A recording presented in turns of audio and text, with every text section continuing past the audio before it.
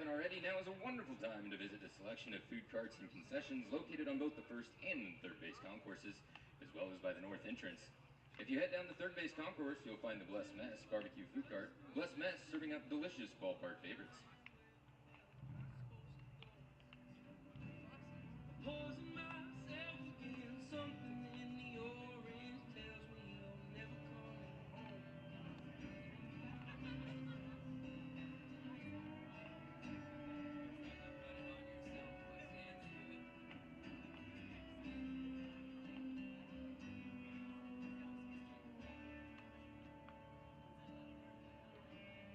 Need to hear you say you've been waiting all night. There's orange dancing in your eyes from bold light. Your voice only trembles when you try to speak.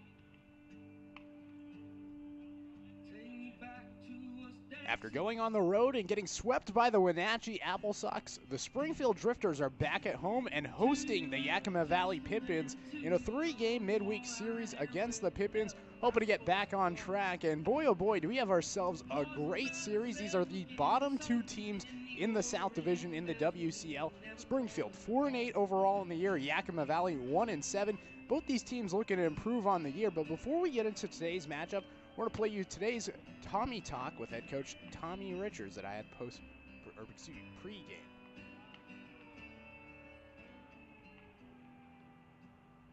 To you, I'm just a man. To me, you're all I Hi, you're here with Tommy Richards, here for our Tommy Talk. And Coach, first thing I wanted to talk about was this past series. Just before we get into that whole series, obviously you guys got swept, but you guys had a cancellation on the first day, and then you had to play a 2-game doubleheader on the Saturday. And I just wanted to get your thoughts on that cancellation and maybe see if you felt that having that cancellation maybe deterred any momentum that you had coming off of that series against Bend. That's a good question. I hadn't thought of that leading up to now. I don't think it did, man. I think that every day is a new day, and you wake up and you have an opportunity to make your best effort and to have a really good day. It was raining. I think it was the right call. I think the main thing that we're concerned about is just player safety, and it was raining pretty good up there.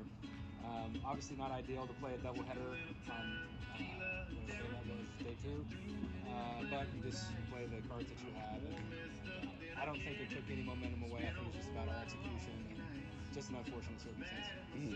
Let's just talk about that game 1 on Saturday. You guys were down 3-1, but you guys battled back and ended up taking the lead in that game. Obviously, you guys ended up giving it up again. But can you just talk about this team's relentlessness? It seems like in every game they're just fighting even from behind. Yeah, I think there is. I think we do have a spirit of a positive team dynamic, and I think that the guys pull for one another. I think that they care about one another. That is something I have been proud of. I think that we have a clubhouse full of guys that care about each other, and I think when you have that, you're not going to have a lot of quit going on because you care about the success of the organization, and there's not a bunch of selflessness or anything like that. So I have been proud of the team dynamic. I think there is some fight in there. Obviously, just frustrated about getting swept, and anybody that's halfway competitive hates to lose a game, and to lose 3 in a row is a tough thing, but new opportunity today and put our best foot forward, I think. Let's move into that game 2. 7 runs scored in the first inning, only 3 were earned. In your eyes, what went wrong in that inning? Defense. I think that you think about day 1, game 1, through 3, the whole series. I think that our interior defense wasn't very good. And I think that one of the principles that this team is built on, or any successful team, if you can pitch and play defense, you're going to be in any game. When you don't play defense, it taxes the pitchers more. They got to throw more pitches, and it's just something you have to do to be a good baseball team. You have to play good defense, especially in the infield. And we didn't do that very well. And I think that was our kryptonite this past series, was giving them extra outs. And they came back and took advantage of it. One bright spot, Julian Hernandez, 2 innings, only 1 hit. Can you just talk about him? I've been really happy with Julian. Yeah, Julian's a guy that I have a lot of respect for. Obviously, he's doing a lot for the organization. Outside of his playing duties, he's a selfless guy. He wants what's best for the team. So when those kind of guys get up there, you have I want to say you root for him a little bit more, but you have a special place in your heart for him.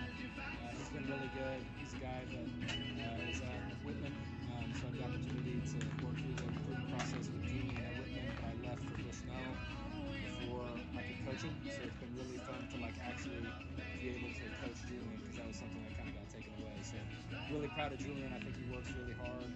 I can't wait to watch him continue to grow. And then lastly, to wrap up this series, Sunday, 5 players had multiple strikeouts in that final game. How do you look to change that this series against Yakima? Too many strikeouts, just in every series. I think that's been one thing, just a common theme kind of throughout the whole season, is we've been striking out a whole lot. So, it comes down to how we talk to the guys and the things that we impart in batting practice and how we get them ready to step into the box. And I think that everybody, needs to take a step back and reevaluate and refocus. I think that as a coach, I need to do a better job of communicating with the hitters as they get up to the box, get into the box, and I can communicate a better plan. And I think the biggest part of it is starting lineup for the visiting Yakima Valley Pippins. Things start speeding up. Batting and forget first, to playing slow center yourself down field, and see the ball. number 1 representing Gonzaga University, Hank Dunn. Cade Chris, 3 starts at first base Batting over the second, weekend, playing 4 for 10 shortstop, and a home run. number Can you just 2 talk a little bit about his representing play at first Gonzaga base? University, I love his game. Connor Cabales. I think he's a really good player. Batting third, playing third base, number 7 representing Gonzaga University, Tyler Griggs. He's doing well for us. Batting It's cool to fourth, see him get playing the first catcher, homer. number 3 of the representing organization. Tacoma Local Community College, product. Sam He's a really Olson. good teammate too, which is the stuff that I Batting get more fifth, fired up about playing than second anything. base, number He's a selfless 46 guy. He's always representing picking Yakima up Valley College, trash in the dugout Spencer and equipment and Shipman. stuff like that. So he's a high character kind of guy. Batting sixth And as the he's coming designated into his hitter, own. number 15 Seems to representing bat really Gonzaga well. University, Really focused Liam guy, really McCollum. diligent guy. So I'm happy about Cade. There was no Seventh, Cannon playing Weaver last first weekend. base, Cole number Kleckner was in 30 center field. How did representing you think that he California did in that Baptist center field University, position? I think Cole's a Shane good athlete, Simpson. man. I think Fleck's a good player. Batting He didn't have the weekend that he playing right wanted to field, have. number I think he would tell you 5 that. representing the There's a University few of balls Oregon, that I think Hayden Van Rinsum. he wishes he could have had another run at. Batting ninth, playing the left ball's field, in front of him, number but, 20 we addressed representing that the as a University team, of Washington, and I have all Luke the confidence in Rolder. Fleck. I think things sped up. Starting maybe a pitcher little for the bit in Pippins box. this evening, representing UC But I Santa expect Barbara, him to get back number out there 4, and play Michael and have a Rice. good day, and batting practice The was Pippins really are good. managed He's this a good evening by runner. head coach Kyle He's a good Crestadel. left fielder. Lastly, what do you think is going to be the X factor for the series today? We got to play defense. Yeah, we got to play defense. We got to play defense in the, especially in the infield. And if we can do that, I like our chances. We got to cut down the punch outs. That's the other side of it. So comes back to the dominate the zone numbers. We've been talking about that a lot. We lost that margin all weekend long. So it's a chance to start punching out less, start making more plays in the infield. I think that's a good place to start. Thank you, Coach. Good luck tonight. All right, no problem.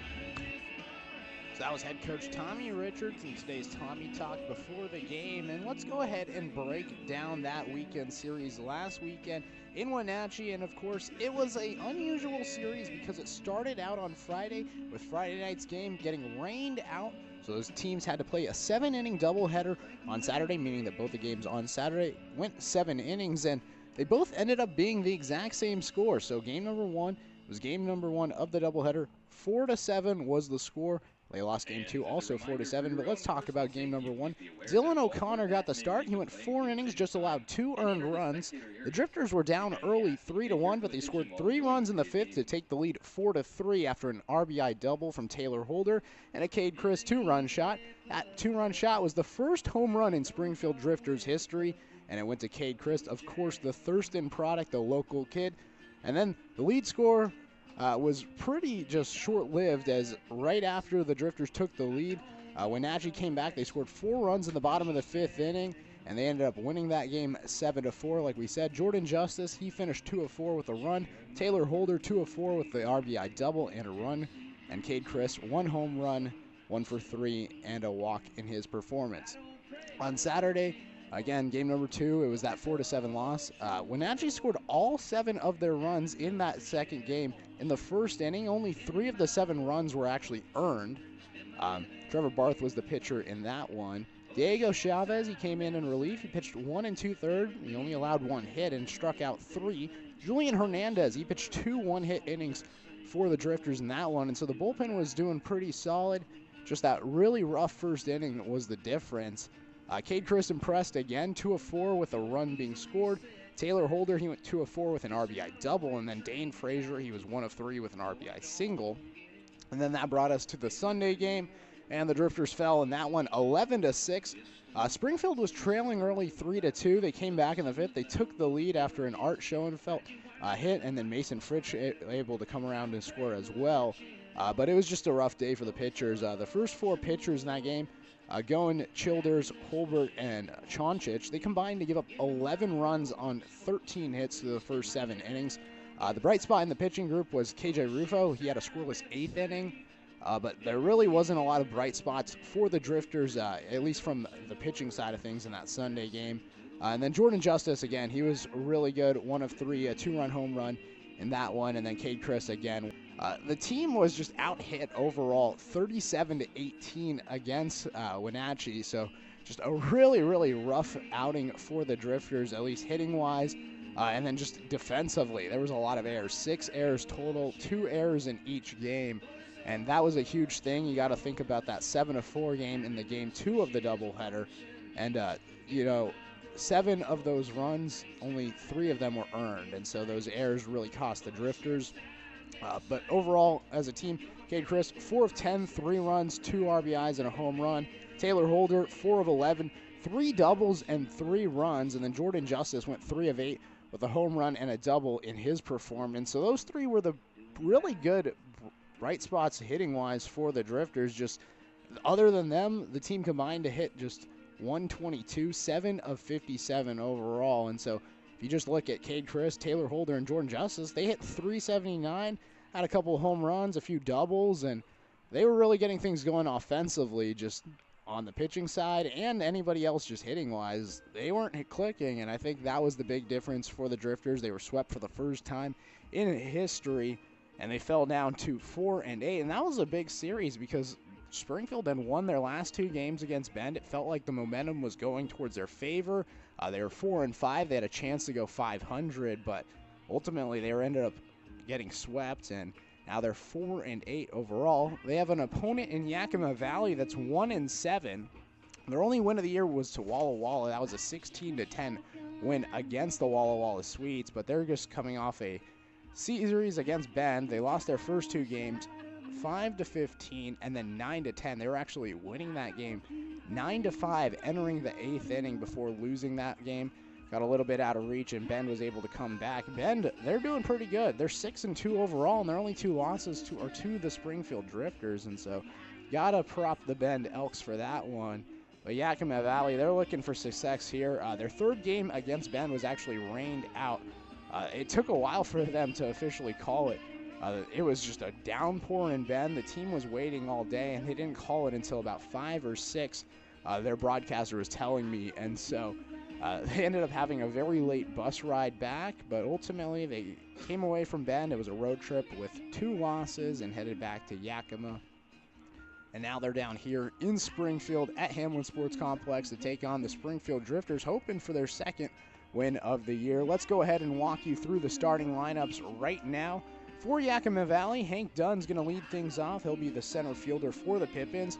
Connor Cabales, the shortstop, WCC Player of the Year defensively, that is, from Gonzaga. He's going to be the shortstop batting number 2.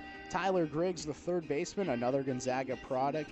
Actually, the top 3, Dunn, Cabales, and Griggs, all Gonzaga Bulldogs. Batting 4th is going to be Sam Olson. That'll be a storyline to look forward to. Sam Olson, his father Ike, actually a co-owner of the Springfield Drifters, so he's kind of making his return back here to the South Willamette Valley. Spencer Shipman, the 2nd baseman, he'll be batting 5th. Liam McCollum, another Gonzaga product, he'll be batting number 6. Shane Simpson, the 1st baseman in the 7th spot. Aiden Van Rumsen, the right fielder, he'll be batting 8th. And then Luke Rolliter, the left fielder. We're going to round things out for the Pippins. On the mound for them is going to be Michael Rice, the UC Santa Barbara product. And that'll be the starting lineup for the Yakima Valley Pippins. So we move over to Springfield now. Cannon Reeder back in the lineup. He got the last weekend off because, well, he's a high schooler and he had to go graduate. So we'll be back in the lineup this week, playing in center field. Michael Soper's going to get the nod at 3rd base. He'll be batting in the 2 spot. Ryan Hayes, the Yakima Valley catcher, he'll be playing catcher for the Drifters today, and he'll be batting in the 3 hole. Jordan Justice coming off that 3 of 8 series. He'll be batting 4th, and he'll be the DH. Cade Chris, the 4 of 10 weekend, propelled him back into the starting lineup, going to get his 4th straight start at first base. He'll be batting in the 5 spot. Taylor Holder, the Oregon Duck, batting 6, 4 of 11, 3 doubles last weekend for Taylor Holder. Trevor Anderson, he's going to get his first start as a Springfield Drifter. He'll be batting in the 7 spot, and he'll be the second baseman today for the Drifters. Another guy making his debut today is going to be Jalen Ray, the shortstop, and boy, oh boy, am I excited to see Jalen Ray. What I've been told is that Jalen Ray can absolutely fly, and that he's going to be contending with Cannon Reeder and Cole Kleckner for fastest player on the team. I'm excited to see that speed, and I'm excited to see that defense from the shortstop. He just came back from Central Arizona, where he just won the JUCO World Series. So very excited to see Jalen Ray. And then Cole Kleckner is going to be the left fielder. He's going to round out the lineup. And so those will be the starters for the Springfield Drifters. The man on the mound is going to be Theo Millis, the right-hander who's currently looking for a home, the former LSU product. And so those are going to be the starters for the Springfield Drifters. We're going to step aside one more time, take a break, and when we come back after the national anthem, we'll have this beautiful game between the Springfield Drifters and the Yakima Valley Pippins. Representing Lynn Benton Community College, Michael Soper.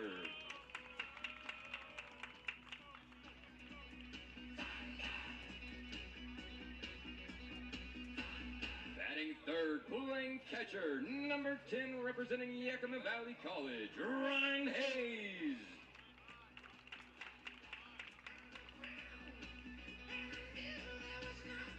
Batting fourth, that designated hitter, number 44, representing Everett Community College, Jordan Justice.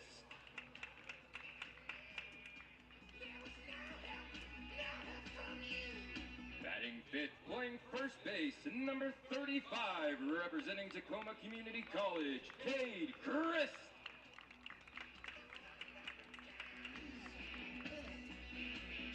Batting sixth, playing right field, number 30, representing the University of Oregon, Taylor Holder.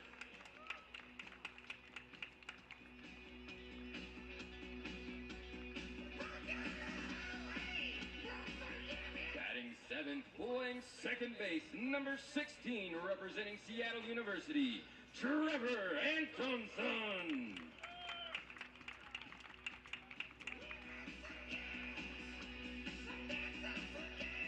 Batting eighth, playing shortstop, number 2, representing Central Arizona College, Jalen Ray.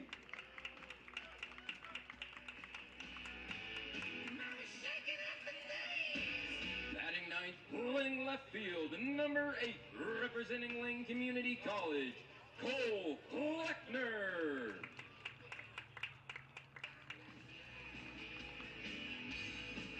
Starting pitcher for the Drifters this evening, number 34, Theo Millis.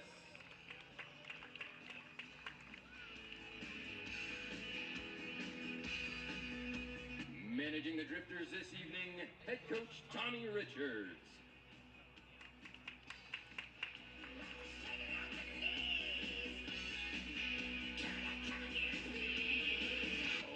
Ladies and gentlemen, fans of all ages, please rise if you are able and remove your caps for the singing of our national anthem as performed tonight by the Eugene Gleeman.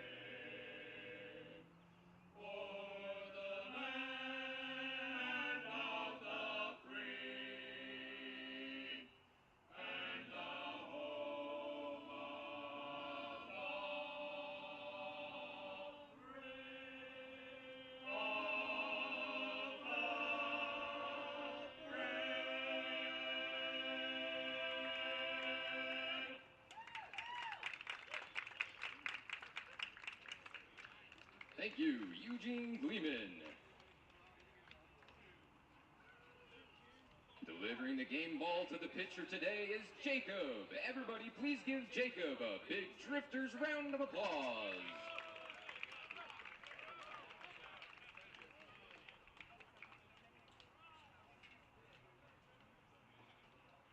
All right, fans, that concludes our pregame activities. Let's play ball! Excellent job on the national anthem by the Eugene Gleeman. It's always a joy to have them come out and perform the national anthem as we get set for this opening game series against the Yakima Valley Pippins. Theo Millis going to be the man on the mound for the Springfield Drifters. This will be his third start of the year. He is the Tuesday man for Springfield. So far this year, 1-1, got his first win of the year against Bellingham in the team's inaugural game. In that game against Bellingham, he threw 5 innings. He only allowed 1 earned run on 5 hits. And then Bend, he had his second start last week. And, well, that was the one game the Drifters didn't defeat the Elks. That was a 3-7 loss for Springfield, and he ended up giving up all 7 of those runs. Only 3 of them were earned. He had 9 hits overall, 4 strikeouts, but definitely the defense is going to be have to be a lot better for Theo Millis today if they want to win. And I think that's a big thing for Springfield. They had the 6 errors over the weekend in Wenatchee, and now you have a couple of new guys in the lineup. This is a chance for Springfield to really have their defense in place. We're going to see a lot of the guys that we'll see for the remainder of the year. Got to think about the new addition in Jalen Ray, having Cannon Reeder back in center field, and having the outfield of Kleckner, Reeder, and Holder is going to be huge for the Drifters. And let's see if they can keep the errors down. Yakima Valley, they also have a real big struggle with errors, and so this will be a very interesting matchup. Both teams struggle defensively, but we're all set. Opening pitch. Hank Dunn, the center fielder, steps up to the plate, facing off against the right-hander in Millis. They call times, and now we get squared away. Dunn steps in. And here's the first pitch. It misses inside, and it's 1-0. So Theo Millis, as a whole, a 3.60 ERA in those 2 starts. Second pitch into Dunn. That one catches the zone for a strike inside part of the plate, 1-1. Talking to Theo, after his first start, he felt pretty confident. Obviously, he had that 1-run performance, and so he felt pretty good. It was his first time throwing in over a year, as that one is in there for a strike, 1-2. And that second game, obviously, didn't go as well, and so he didn't feel as good. Asked him how he felt afterwards, and he said, well, I didn't feel good. You know, I hadn't been racked around for a while, as the 1-2 misses, and it's 2-2. So he hadn't been racked around for a while, and not only was it a defeat just in the field, but also mentally, you know, having to bounce back as a pitcher. Here's the 2-2 to Dunn. Got him looking. Dunn's going back to the dugout. Theo Millis is going to start his day with a backwards K, and the first out is recorded here in the top of the first. So that'll bring up Connor Cabales, the shortstop for the Pippins, to face off against Millis, the right-hander. This is Cabales' first game with the Pippins after joining the team from Gonzaga. First pitch in, misses outside, breaking ball, 1-0. Cabales is the WCC Defensive Player of the Year, so we'll have to see what his defense is in the bottom half of this inning, as he's going to ground one to the left side. Soper, the third baseman, fields it on a backhand, throws it across the diamond, and he'll make the play. 2 batters up, 2 outs for Theo Millis here in the top of the first. Now batting number 7, Tyler Griggs. It'll bring up Tyler Griggs, the third baseman. And just like Hank Dunn and Connor Cabales, he is another Gonzaga product. There's a lot of Gonzaga men on this Yakima Valley team. Of course, Yakima Valley in the state of Washington, where Gonzaga is. First pitch in, grounded foul to the first base side, 0-1. Defensively for the Drifters right now, Cole Kleckner, Cannon Reeder, Taylor Holder in the outfield, Michael Soper, Jalen Ray, Trevor Anderson, and Cade Christ left to right in the infield. Swing and a miss on the 0-1 pitch outside, and now it's 0-2 to Tyler Griggs. Behind the plate for the Drifters is Ryan Hayes, the catcher. Those are the defensive starters for Springfield. 0-2 pitch. That one set up away. It misses, and it's 1-2. So Theo Millis, the former LSU pitcher, he went to West Virginia in the fall and then ended up coming out looking for a new home. And now gets Tyler Griggs to strike out swinging. The throw goes to first. In there in time is the throw. Chris is there, and that'll do it for the first inning. 2 strikeouts for Theo Millis.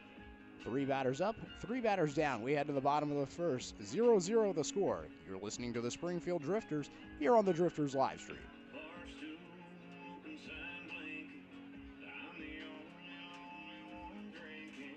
And if you haven't already, please take time to support our local businesses and visit the selection of food carts and concessions located on both the first and third base concourses, as well as by the north entrance. For those partaking in alcoholic beverages, we kindly remind you to please drink responsibly.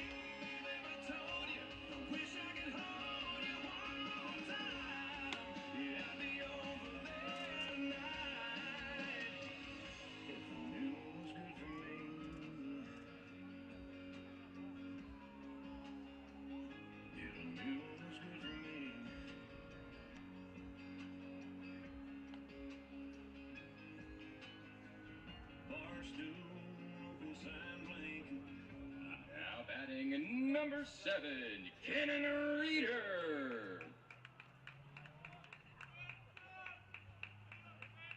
Bottom of the first inning, 0-0 the score, a 1-2-3 frame for Theo Millis in the top of the first inning. Cannon Reeder, Michael Soper, Ryan Hayes, the top of the order due up for the Drifters. It's the first pitch from Michael Rice, misses away, 1-0. Michael Rice is going to be the starter today for the Yakima Valley Pippins. He's a UC Santa Barbara product. Second pitch, and a Reeder misses. Actually, excuse me, that's in there for a strike, 1-1. So Reeder going to stand back in. Cannon Reeder back in the lineup for the Drifters is the 1-1.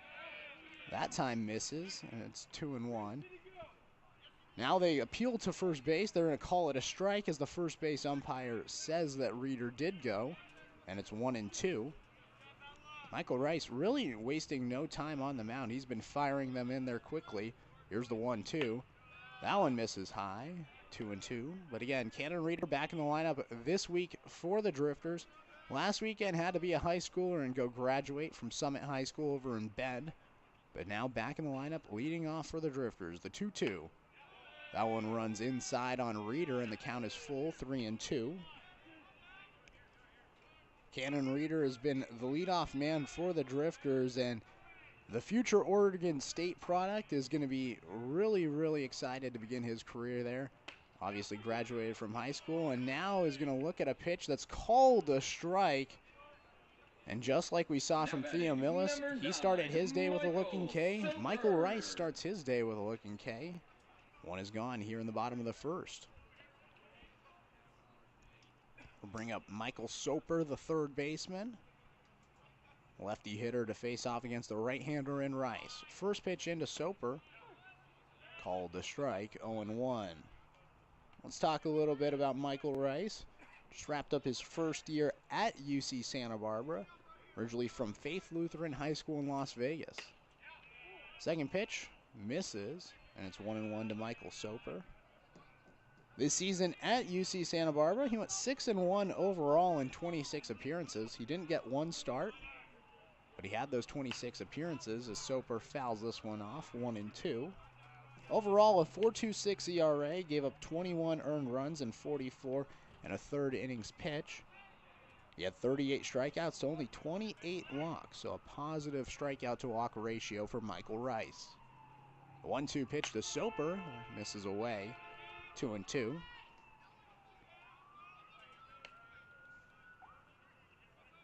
Michael Soper this season, only batting 179, 5 hits and 28 at-bats, 8 strikeouts overall. The 2-2, Soper's going to flare this out towards right field, ranging over is Van Rumson. He'll make the catch on the run to the right, and the second batter is retired for the Drifters. 2 outs here in the bottom of the first, 0-0 the score. Each team looking for their first hit.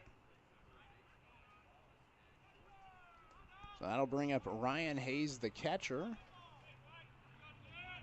Hayes, a Yakima Valley College product, facing off against the Yakima Valley Pippins. First pitch into Hayes, called the strike, 0-1. Ryan Hayes this season, 189 batting average.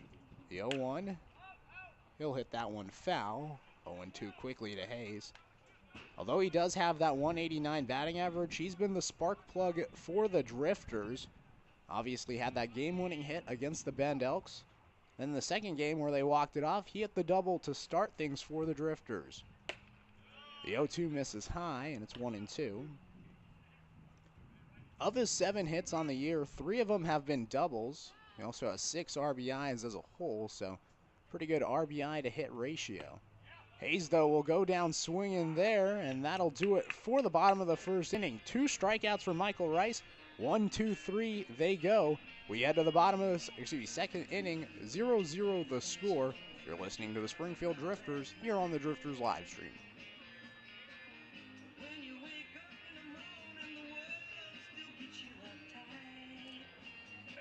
Don't forget to grab your Drifters gear before it's gone. Visit the Drifters merchandise store located by the north entrance and be a part of the Drifters crew for the 2022 season. With a great selection of styles and sizes, you're sure to find the perfect gear for the entire family.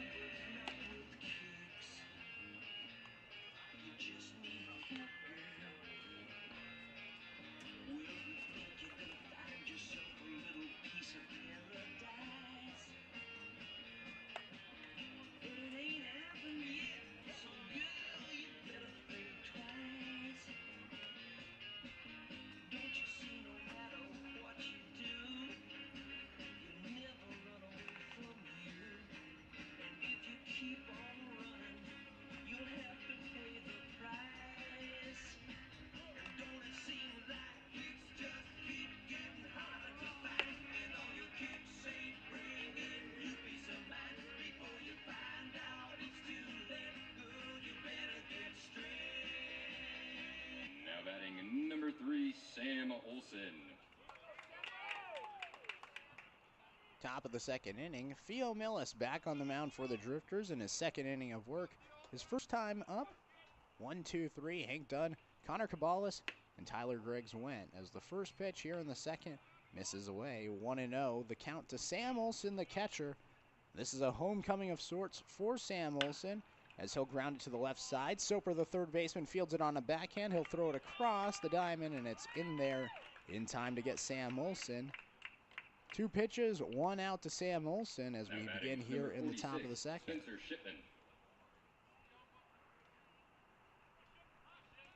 0-0 the score. Each team looking for their first hit. Theo Millis, 4 batters through and 2 strikeouts. It'll bring up Spencer Shipman, the second baseman for the Pippins. First pitch into Shipman. He'll ground it to the left side. Ray, the shortstop, fields it, throws across the diamond, and that one is in there. So 3 pitches and 2 outs for Theo Millis here in the second. Our first look defensively at Jalen Ray as well, getting his first start at shortstop for the Springfield Drifters. Joining the team over from Central Arizona, where he won the JUCO World Series. We were talking about it pregame. Really excited to see him on the base paths. We've heard about his speed and there a little bit of the defense. As the first pitch into Liam McCollum, in there a strike, 0-1. Liam McCollum, the DH for the Pippins. The 0-1 pitch. That one misses inside, and it's 1-1. McCollum, another Gonzaga guy. He's originally from Sydney, Australia, so him and Jalen Ray, both Australians. He'll ground it up towards Jalen Ray. He'll field a high bouncing ball. He'll throw it across, and just like the first, a 1-2-3 frame for Theo Millis. We'll head to the bottom of the second inning. 0-0 the score. You're listening to the Springfield Drifters here on the Drifters live stream.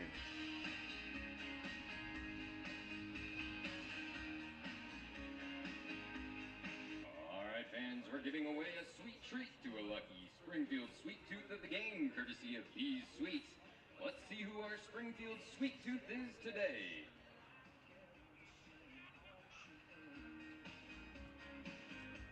Looks like our sweet tooth of the game is in section 6, row E, seat 14.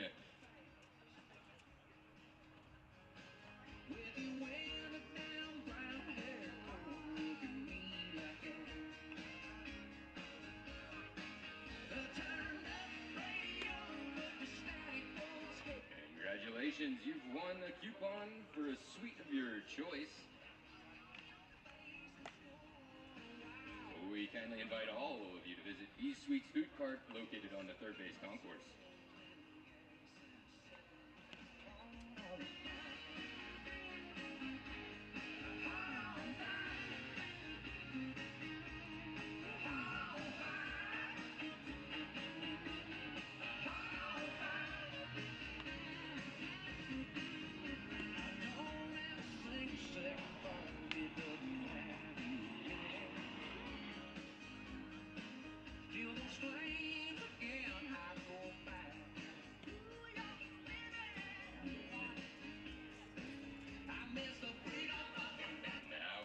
Number 44, Jordan Justice.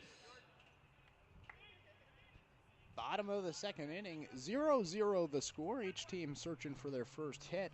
4-5-6 due up for the Springfield Drifters. It's going to be Jordan Justice, Cade Chris, and Taylor Holder, the meat of the order for Springfield.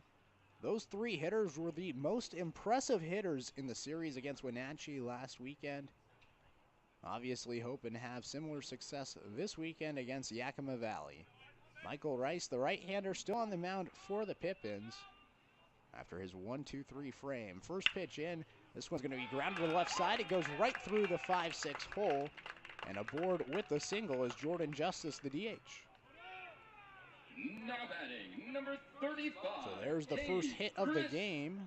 It's a single from Justice, and it'll bring up Cade Chris, the first baseman. Chris last weekend in in Wenatchee, had the team's first ever home run. It was a 2-run shot. Went 4 for 10 in the weekend overall, had 3 runs as a batter.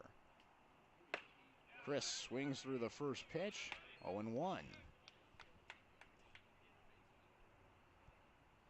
Cade Chris getting his 4th straight start at first base. We'd seen him working with Jacob Dodge, but last weekend Dodge was home graduating just like Cannon Reader, so it allowed an opportunity for Chris. Fouls it off, and it's 0-2.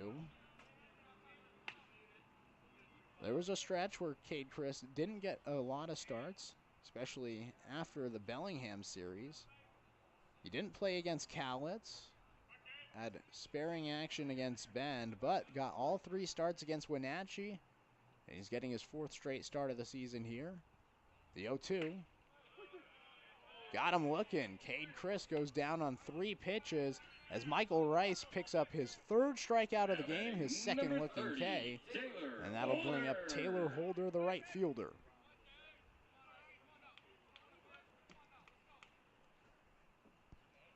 So Holder, the right fielder from the University of Oregon. You can see head coach Mark Wazakowski from the University of Oregon. He's actually here watching in attendance. So he's cheering on his player. First pitch into Holder. He'll ground it foul to the third base side, 0-1. Taylor Holder, a late addition to the Drifters as the University of Oregon was out in Louisville competing in the Louisville Regional. Oregon ended up falling short to the Cardinals. They were eliminated in the NCAA Regionals. So then Taylor Holder came back and has played with the Drifters since. Made his debut in the game against Cowlitz. Has since played against Bend and Wenatchee. Holder swings through the 0-1 and Rice is ahead now 0-2. So Michael Rice, the right-hander from UC Santa Barbara. He was ranked the 3rd best right-hander and the 5th overall prospect from Nevada in the class of 2020. So he wrapped up his freshman year at Santa Barbara and had a pretty decent year. And now we'll get his 3rd looking strikeout of the game as Taylor Holder goes down. 3 straight pitches, 3 straight strikes, 4th strikeout overall for Michael Rice. And that'll bring up Trevor Antonsen, the second baseman.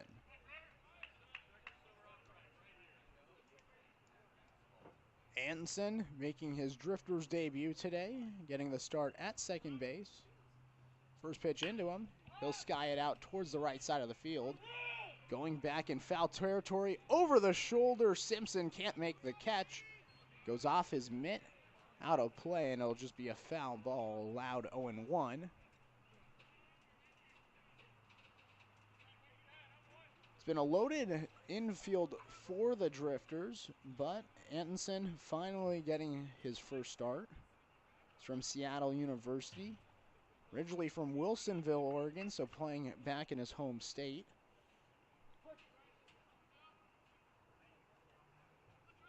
Rice comes set. 0-1 the count, 0-0 the score. 2 outs, runner at first. Antonsen's going to line this one up the middle. Going back and making the catch is Shimpson on a liner. The second baseman able to snack it out of the air. Just a 1 hit for Jordan Justice as he's left stranded at first. We head to the 3rd inning. 0-0 the score. You're listening to the Springfield Drifters here on the Drifters live stream.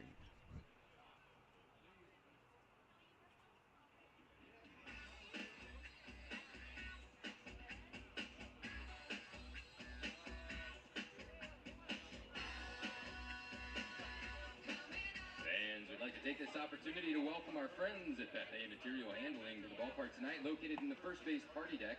Can I get a loud cheer from the crew at Pepe Material Handling?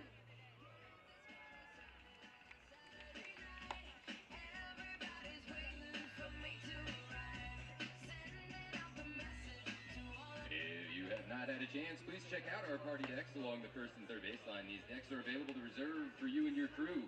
If you're interested in booking a private group area, please stop by any Drifters ticket office.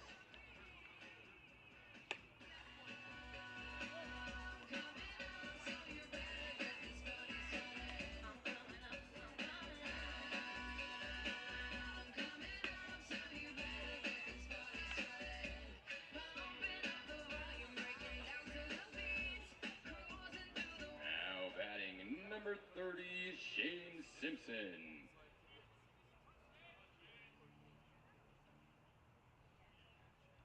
Theo Millis back on the mound for the Springfield Drifters. Top of the 3rd inning, 0-0 the score. Shane Simpson, Aiden Van Runsen, Luke Rolliter due up for the Yakima Valley Pippins. 7-8-9 as the first pitch is fouled off by Simpson. 0-1. Theo Millis in his first 2 innings, 1-2-3 innings with 2 strikeouts. Those ones both coming in the first inning. Last inning, 3 straight groundouts. As he'll get another ground ball here. Sliding play by Soper at third. The throw across in time. Nice silky defense from Soper. And that's the first out here in the top of the third.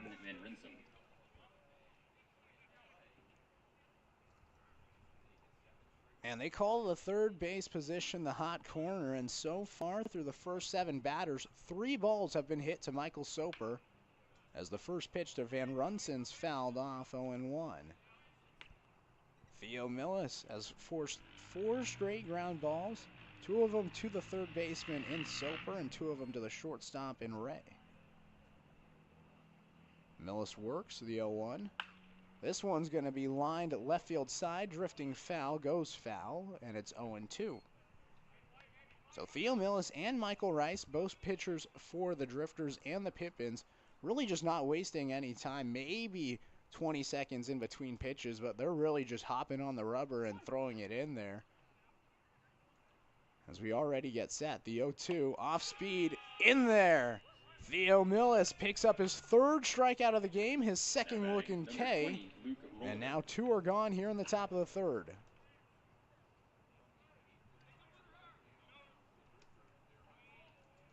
We'll bring up Luke Rolliter. He's the left fielder. First pitch in, misses outside, 1-0. So Theo Millis looking for a new home, thinking potentially the JUCO route after trying out LSU and West Virginia. Still has 3 years of eligibility left. The 0-1. It's going to be 1-0 as this one's lifted towards left field. Kleckner over near the line, makes the catch. And that'll do it for the 3rd inning. Another 1-2-3 frame for Theo Millis.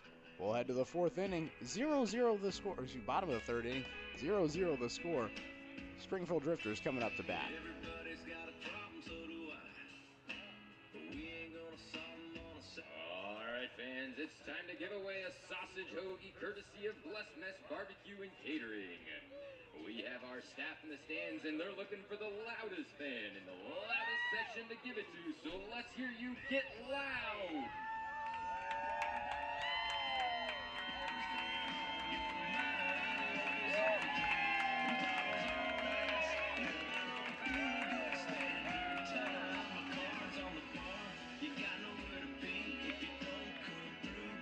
Looks like we got a winners. Congratulations. We kindly invite all of you to visit the Blessed Mess Barbecue Food Cart located on the third base concourse.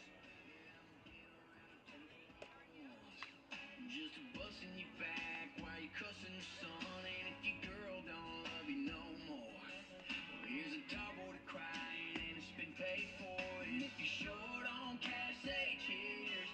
Don't sweat it, leave the sweating to the beer. Come on now, swing on by, bring whatever's been on your mind. Locals on tap and bottles on ice, living on a feel-good standard time. My cards on the bar.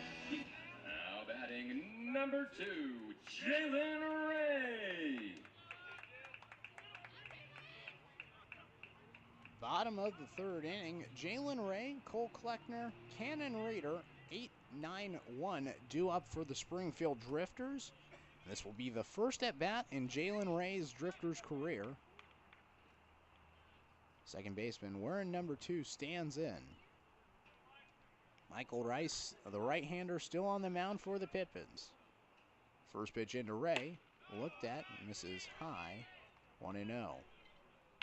Jalen Ray, not really a big guy. He's listed at 5'9", 165, but looking at him, he looks pretty small. The 1-0 misses, and it's now 2-0 to Jalen Ray. Nonetheless, he's quite the ball player.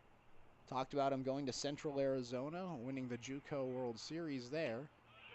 As we'll look at the 2-0, that one's in there on the inside part of the plate. 2-1. This season, 381 batting average, just struck out 25 times. So the 2-1's in there for a strike, 2-2. But nonetheless, 43 RBIs overall, 85 hits on the year. Heck of a season for the shortstop. He'll hit this one towards right field. It's drifting foul and goes out of play. We'll do the 2-2 again. Jalen Ray is the type of guy that you'd want leading off an inning, especially if he could get a hit. Talked a little bit about his speed. He had over 10 stolen bases this year with Central Arizona. The 2-2. That one high over his head. 3-2 now. The count is full. Seen Rice miss high twice to Jalen Ray. The payoff pitch. Ray swings on a pitch inside, fouls it off, and we'll do the full count pitch again. So far, 7 pitches in this at bat, and we're still trying to figure out who's going to win this battle. Wind blowing slightly out towards left field at the moment. Rice nods his head. Here's the windup of the payoff pitch. Ray's going to ground this one up the middle. Ranging over is Caballas, the shortstop. The throw to first, not in time, as Jalen Ray is able to leg out an infield single, and there's the speed we see from Jalen Ray. That's a tough play for Ray, too, because Connor Caballas, the shortstop for the Pippins, he was the WCC Defensive Player of the Year at Gonzaga, and so that's a pretty darn good fielding shortstop out there in the field for the Pippins. Ray able to leg it out, and the leadoff man's aboard for the Drifters, their second hit of the game. Now steps in Cole Kleckner as they throw back to first. Ray in there safely. Kleckner awaiting the first pitch. We'll see if the Drifters decide to send Jalen Ray, or when the Drifters decide to send Jalen Ray. First pitch into Kleckner. That one misses outside, 1-0. Cole Kleckner, he got the 3 starts over the weekend in Wenatchee, and well, he got the starts at center field, not left field. He's been playing left field for the Drifters, but with Cannon Reeder going to graduate, that moved Kleckner over to center field as they throw back to first. In there safely is Ray. Still awaiting the 1-0 is Cole Kleckner. And well, it was a weekend that Cole Kleckner probably wants to forget about. Had a few balls that dropped in front of him in the outfield as he looks at a pitch. Miss. It's 2-0 to Kleckner. And overall hitting the ball just really wasn't his weekend. 0 for 4, 0 for 3, and 0 for 4. His only statistic were a walk and a run. That was in game 2 of the doubleheader. 3-2. Excuse me, 2-0 as this one's hit towards the left side of the field. Out of play, and it'll be 2-1. Scoreboard still reads 3-2 from the at-bat with Jalen Ray, so look to get that one squared away as they finally clear it. 2-1 now. 0-0 the score. Runner at first in Jalen Ray. Nobody out in the inning. Cole Kleckner, the lefty, at the plate.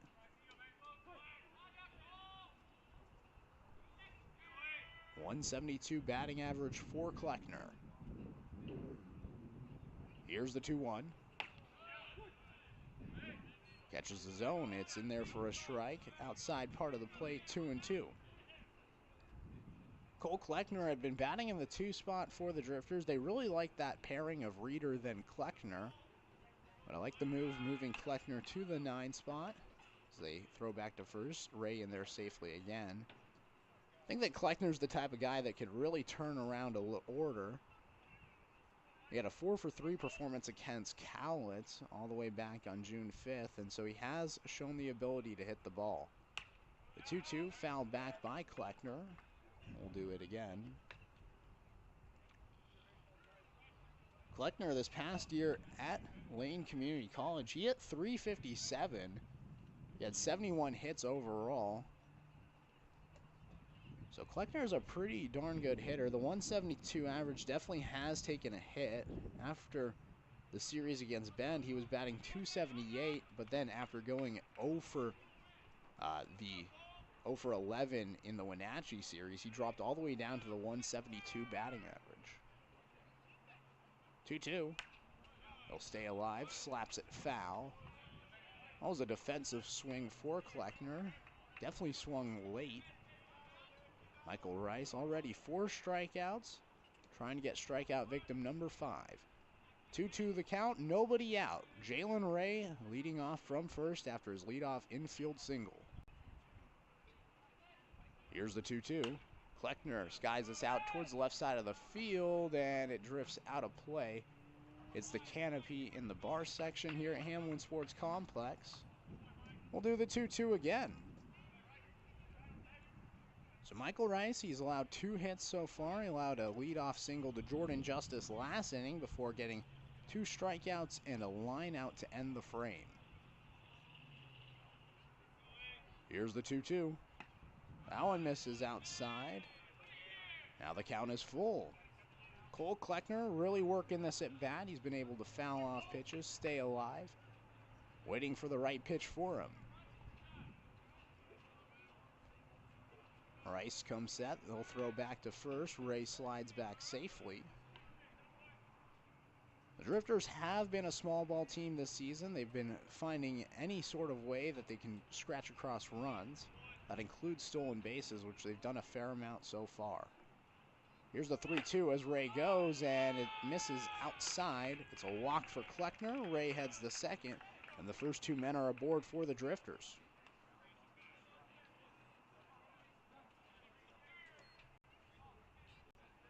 Sam Olson now going to chat things over with Michael Rice.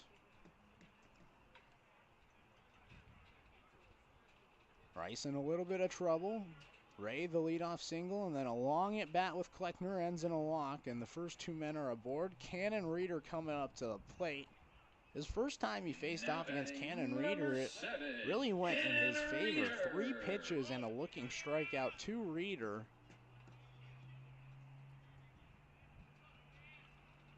As Reeder will stand in.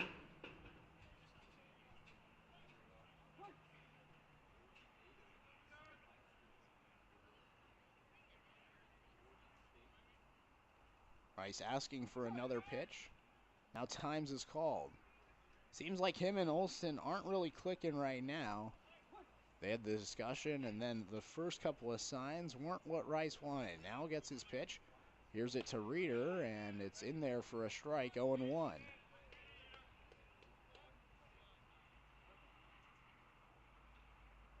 So now Sam Olson wants to go talk things over with Rice again. He calls times and then goes talks to him. You can see the second baseman Shipman come in as well. So that's 2 times called in the last 2 pitches with Sam Olson and Michael Rice. We've seen Rice shaking his head, calling off the pitches from Olson. And we were talking about it a little bit in the series against Bend. The pitchers sometimes really haven't worked with the catchers because there is a stacked catching group and there's a stacked pitching group. And so catchers are oftentimes catching for different pitchers. And sometimes you'll have situations where you'll have a pitcher that is throwing to a catcher in game for the very first time. And so it really just takes those first couple of innings to get on the same page. Nonetheless, here's the 0-1 to Reeder as he'll foul it back. 0-2.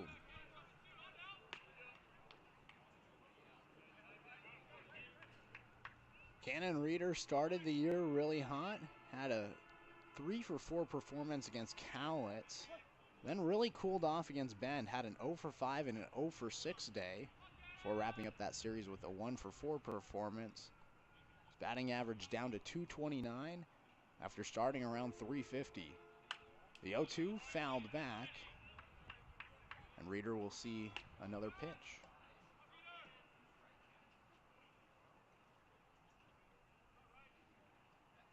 Cannon Reeder, a fun guy to be around in the outfield, especially during batting practice. He'll literally sprint after every single ball in center field. We've seen him dive all over the field just in play. And he really takes that spirit even just pregame and bullpen. This one's going to be hit towards right field. Coming in a few steps is Van Runson. Ray thinking about tagging. He'll take a step before heading back to second base. Reeder flies out. And that first out is recorded here in the third. Michael Soper. We'll bring up Michael Soper, the third baseman now. 2 men aboard. Jalen Ray standing at second. Cole Kleckner at first after a single and walk respectively. 0-0 the score. The Drifters with a chance here to drive in the game's first run. Michael Soper The lefty facing off against Rice for the second time as the first pitch in there called the strike, 0-1. Soper the first time facing off against Rice back in the first inning. He flew out to right field. Hoping for different luck here.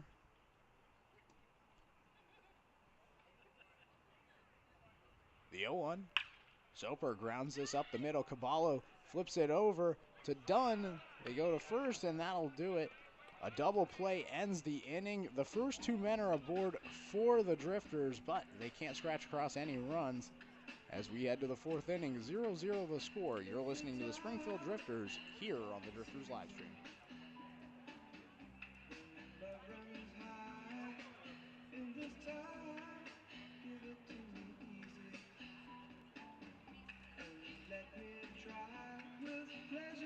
Fans, do you want to play ball like a drifter?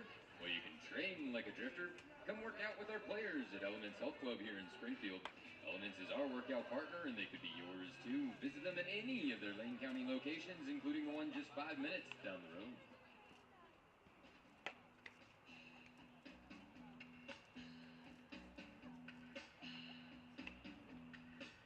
What's your name? Who's your daddy? Is he rich like me? Has he take us anytime to show you what you need to live? Tell it to me slowly. Tell you what I really want to know.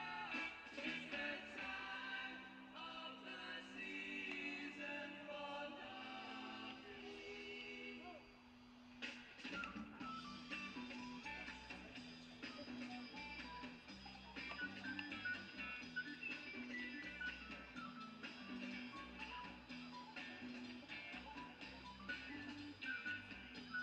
Now batting, number 1, Hank Dunn. Hank Dunn, Connor Caballas, Tyler Griggs, the Gonzaga products due up for the Yakima Valley Pippins. 1, 2, and 3 to face off against Theo Millis, who so far 9 up, 9 down. He has 3 strikeouts. First pitch to Dunn fouled away, 0-1. Dunn was the first strikeout victim for Theo Millis. So 3-pitch looking strikeout for Dunn. As the second pitch in from Millis, grounded foul, and just like he was in the first inning, he's ahead 0-2 to Hank Dunn. Dunn, a 6'1", 175 outfielder. Went to Yakima Valley College before now transferring over to Gonzaga. He's originally from Eureka, Montana, and played in 30 games this season for Yakima Valley. Pitch misses outside. It's 1-2 now. He hit .281 with Yakima Valley this year. 7 doubles, 4 triples, and a home run. So you can definitely see why with those 4 triples they have him leading off. A little bit of speed. Pitch misses outside, and it's now 2-2 to Hank Dunn.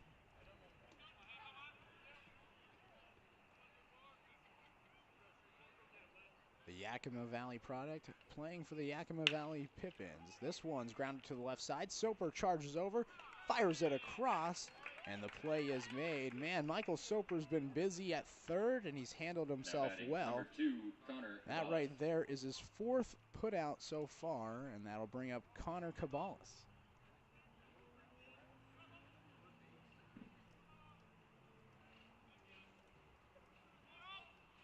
And we're talking about Soper being busy. Caballas grounded out to Soper all the way back in the first inning.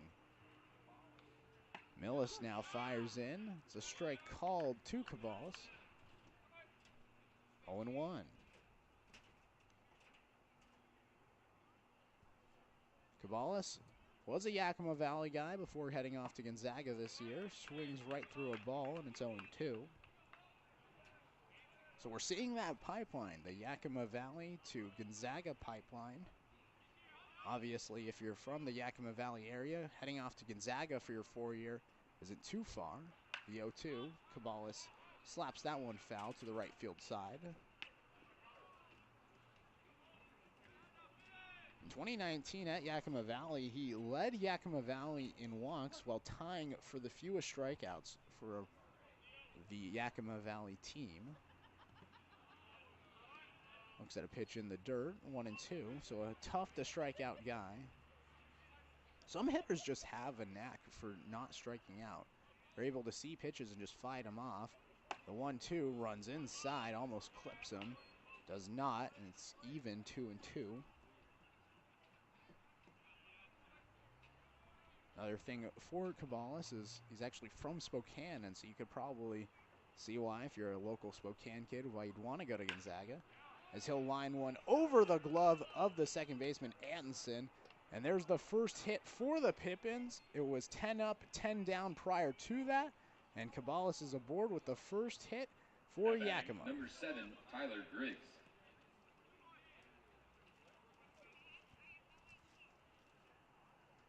So 1 out single, 0-0 still the score. Tyler Griggs, the third baseman, coming up to bat.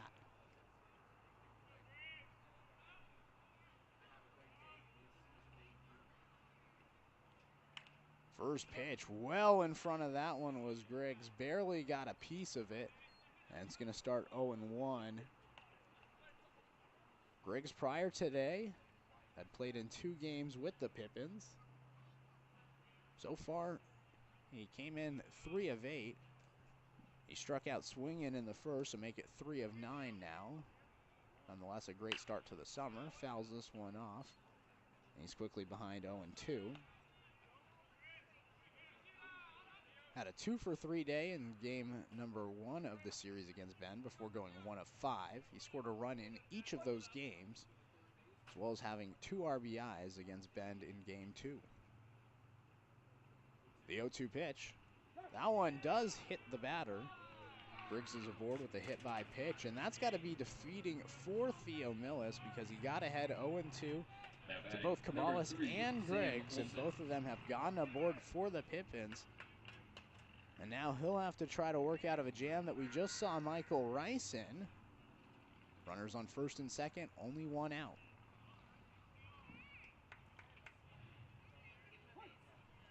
Sam Olson now stands in. 0-0 the score. First pitch in. That one misses, 1-0, and we talked about it. Sam Olson, the son of Drifters owner Ike Olson.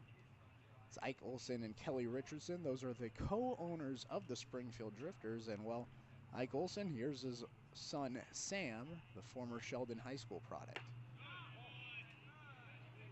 That one misses. Now 2-0 to Sam Olson. Olson originally went to San Jose State before transferring to the University of Oregon. Didn't play this past season with the Ducks, although he is enrolled at the University of Oregon. Fouls this one off. Currently looking for a new home. I believe he's going to be heading off to Tacoma Community College. That's where Cade Chris, the Drifters' first baseman's at. 2-1 the count. Olson at the plate. Millis comes set. Here's the 2-1. That one's in there for a strike. 2-2. Olson grounded out to third his first time up. He's playing at the park that his father built. The 2-2. Looked at. Got him looking. Theo Millis gets the slider to go on the outside part of the plate.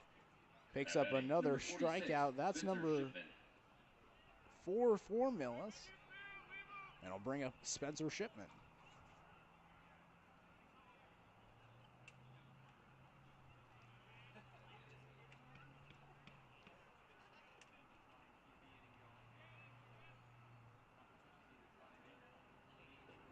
First pitch to Shipman, fouled off, 0-1. So Theo Millis, he had 7 strikeouts through his first 2 starts, already 4 strikeouts. We're not even through the 4th inning. He had 4 strikeouts in his last outing against Bend. But so far has gotten 4 strikeouts, 3 of them looking. The 0-1 off speed. This one sent high in the air towards left field. Kleckner running back towards the track, and it's gone. That ball just kept carrying, and over the wall, Spencer Shipman sends it. And Yakima takes an early 3-0 lead.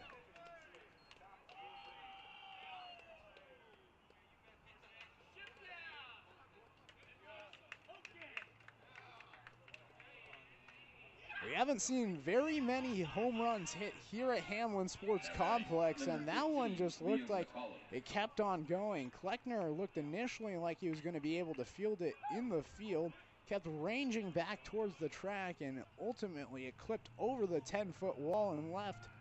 It's a 3-run shot, second hit of the game for the Pippins, and with 2 outs in the inning, 3-0 the score for Yakima Valley.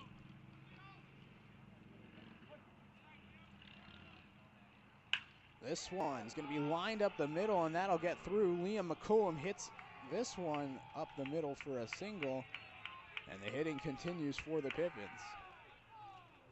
Now batting, number 30, Shane Simpson. So this will be a big adjustment for Theo Millis. He was cruising through the first 3 innings. He hadn't allowed a hit. He allowed a 1-out single and then a walk. Got a strikeout looking before surrendering the home run. Gets a swinging strike here from Shane Simpson, and it's 0-1.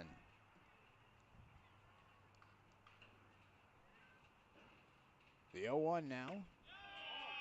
Allen just misses, 1-1. So how will Theo Millis respond? It's a big question. This one misses outside. Runner's going to try to steal. The throw goes to second. It gets past Ray at shortstop. It's into the outfield. Heading to third now is McCullum. He'll steal 2 bags after the throw goes into the outfield. Now another run 90 feet away for the Pippins.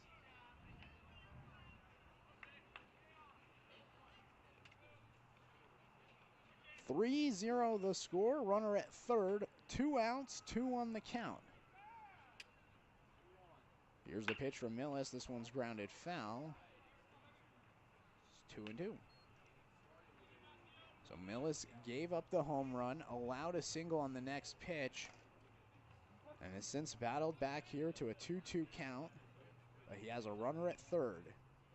Here's the pitch. Grounded foul, first base side. We'll do the 2-2 again.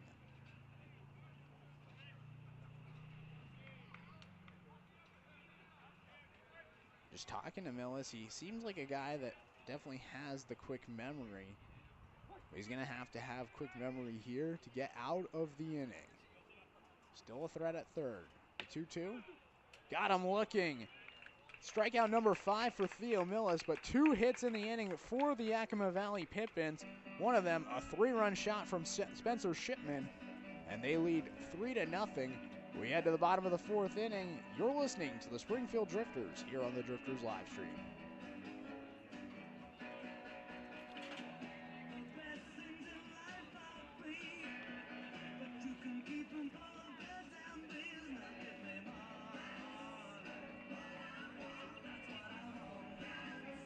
Fans, if you haven't already, please take time to support our local businesses and visit the selection of food carts and concessions located on both the first and third base concourses, as well as by the north entrance. For those partaking in alcoholic beverages, we kindly remind you to please drink responsibly.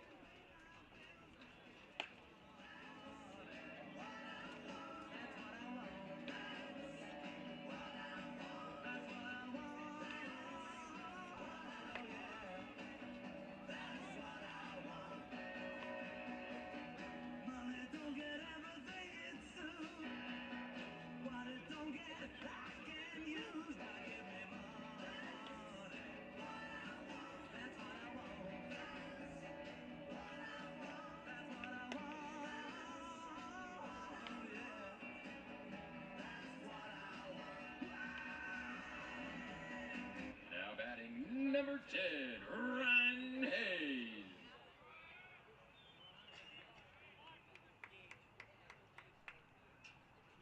After a 3-run home run from Spencer Shipman gave Yakima Valley the lead, the Springfield Drifters are back up to the plate, hoping to respond. Ryan Hayes steps in for his 2nd time today.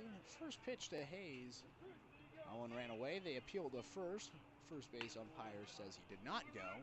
And it's 1-0 to Ryan Hayes. Hayes, his first time up was all the way back in the first. He struck out swinging. Here's the second strikeout victim to Michael Rice. Here he'll foul one back. Count even 1-1 to Ryan Hayes. So Ryan Hayes, the Yakima Valley product. No, he's not playing for the Yakima Valley Pippins. He's playing for the Springfield Drifters. He's been a hero of sorts so far to start the year for Springfield, and he'll foul it back. 1-2. Again, the game-winning hit against Bend, and then the hit that set up the game-winning hit against Bend again. The Drifters had back-to-back walk-offs. He was responsible for the first hit in the walk-off against Bend, and then set up the double that scored the run against Bend in the second walk-off. 1-2 misses, and it's now 2-2.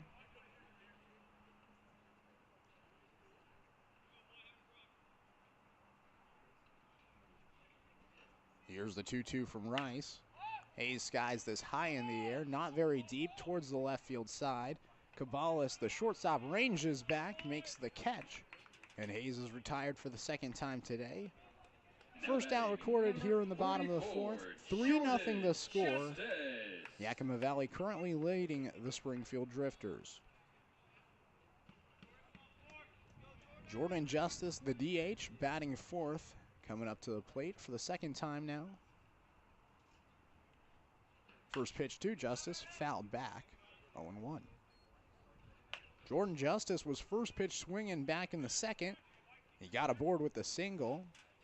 He was left stranded there after the next three batters consecutively got out. Swings right through the 0-1, and it's now 0-2 to Jordan Justice. Jordan Justice, an Everett Community College product. Also plays there with Sheehan O'Connor. Rice, a little hesitation midway through his windup. Gets Justice swinging. That's another strikeout for Michael Rice. That one's number 5 for Rice. It's a swinging K for him, and it'll bring up Cade Chris with 2 outs in the inning. His team trailing 3-0. I'll have to pay more attention to Rice, but that was the first time I had seen any kind of hesitation as Chris skies this one high in the air towards center field. Dunn ranging over to his left, makes the catch. And that'll do it for the fourth inning. 1-2-3 frame for Michael Rice. We head to the fifth. 3-0 Yakima Valley leading. You're listening to the Springfield Drifters here on the Springfield Drifters live stream.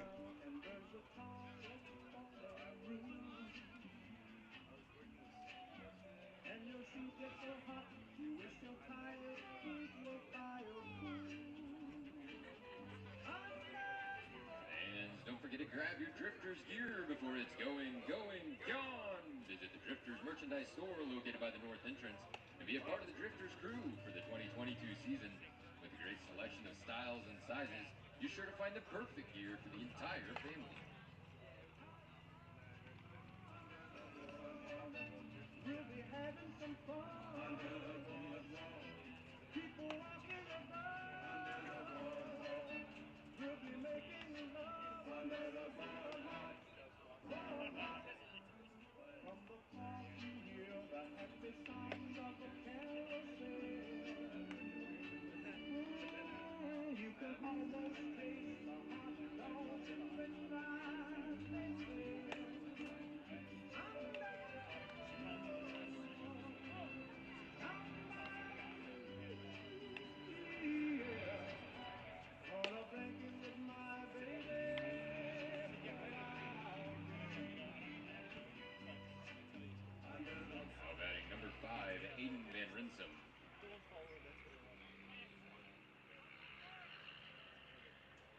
Top of the fifth inning, Yakima Valley currently leading Springfield 3-0 after the 3-run home run from Spencer Shipman.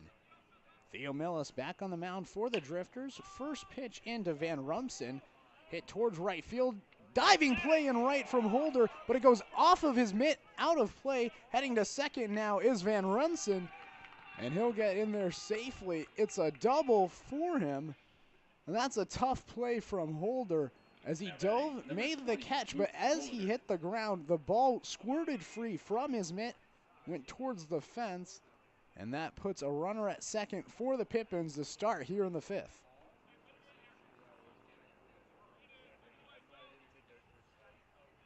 Van Rensom, he's going to be heading off to the University of Oregon next year. He's an Oregon commit, so hitting that one to his future teammate in Taylor Holder, and now would put himself in scoring position. Nobody out here in the top of the 5th. First pitch called to strike to Luke Rollader. It's 0-1. So Luke Rollader will come up for the second time today. 0 for 1 after flying out to left field in his first at bat. He'll send this one high in the air towards right field, but Holder underrated it, makes the catch. He'll fire a bullet towards the second baseman and Antonsen. Heading over to third is Van Rensom.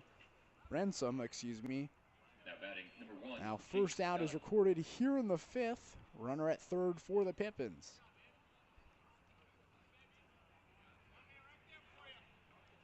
Top of the order back up for Yakima Valley. Hank Dunn, the center fielder.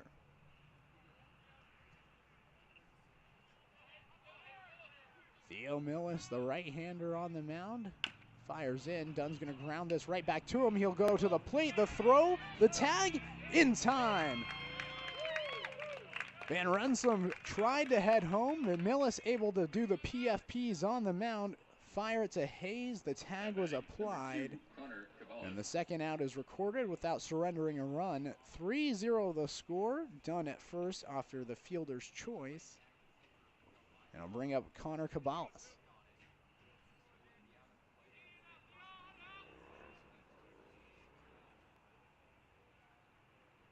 First pitch into Cabales.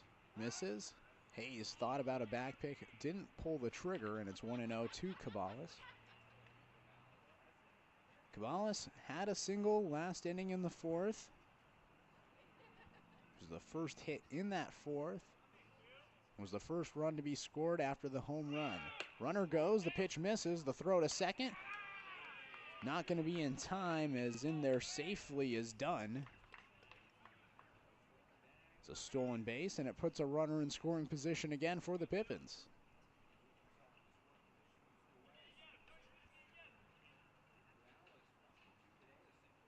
2-0 the count to Cabales. Here's the pitch. That one misses as well. Looks just outside. Count now 3-0. So Theo Millis, after surrendering 3 runs last inning, had a runner get to third to start this one. Trying to work out of a jam. This one's going to be lined to the first base side. Chris able to squat and make the catch on the line. Cabales is out on a liner, and that'll do it for the top of the 5th inning. Just the one hit from Van Rensom. One runner is left stranded. We head to the bottom of the 5th. 3-0 the score. We're halfway through this game. Yakima Valley currently leading. You're listening to the Springfield Drifters here on the Drifters live stream.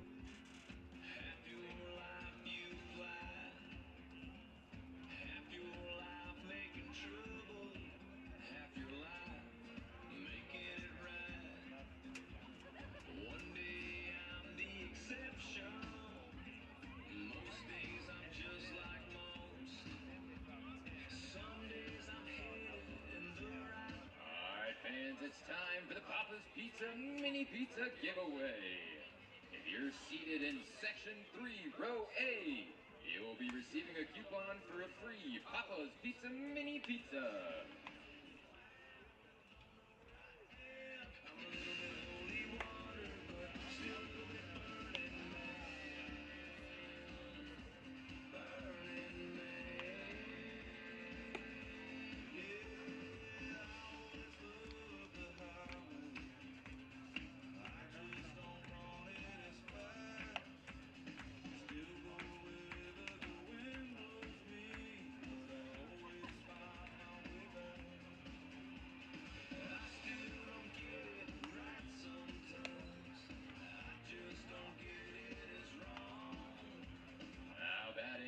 Number 30, Taylor Holder. Bottom of the 5th inning, 3-0 the score. The Springfield Drifters currently trailing the Yakima Valley Pippins. Springfield 4-8 overall in the year. Yakima Valley 1-7. The Pippins looking for their second victory of the year. Taylor Holder steps up to the plate. First pitch into from Michael Rice, misses, and it's 1-0 to Taylor Holder. Taylor Holder, so far, a strikeout looking. Well, Sky, a second pitch he sees up in the air in the infield. Coming in and making the catch is Shipman, the second baseman. 2 pitches to Holder, 1 out. As we begin here in the bottom of the 5th. 16, Trevor Antonson. Bring up Trevor Antonson, the second baseman for the Drifters. Again, today is his Drifters debut. Finally able to play for the team as he'll swing through the first pitch to him, 0-1. Wind out to the second baseman, Shipman. That was all the way back in the second. That ended the inning. So 0-1 to start his Drifters career. 1-1 is the count now as the second pitch misses inside. Antonson, he's a utility guy at Seattle. You've seen him play second base, third base, and shortstop for Seattle. As he'll line one towards right field, going back and not being able to make the catch is Van Runson. Heading to second now is Antonson as he's aboard with a 1-out double. Van Runson was running towards right field. The ball dropped right in front of him. He was able to field it on one hop and fire it in. But Antonson, a little bit of speed, showing the wheels, heading into second. And I'll put a runner in scoring position in there for the Drifters. Jalen Ray, the shortstop, coming up to the plate. It's only the 3rd hit of the game allowed from Michael Rice. Here's the pitch into Ray. Looked at, misses away, 1-0. Jalen Ray reached back in the 3rd inning on an infield single. Was able to put bat to ball, just dribble it up the middle, right through the legs of Michael Rice. Then was able to leg it out for an infield single. He'll foul it back, 1-1.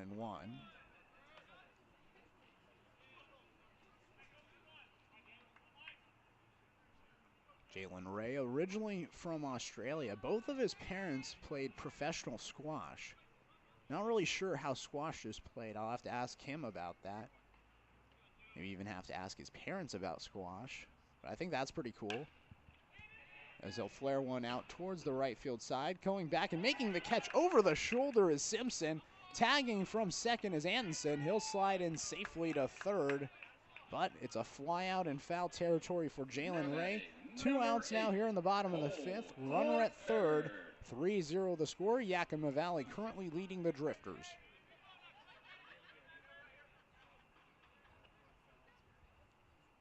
Cole Kleckner now at the plate.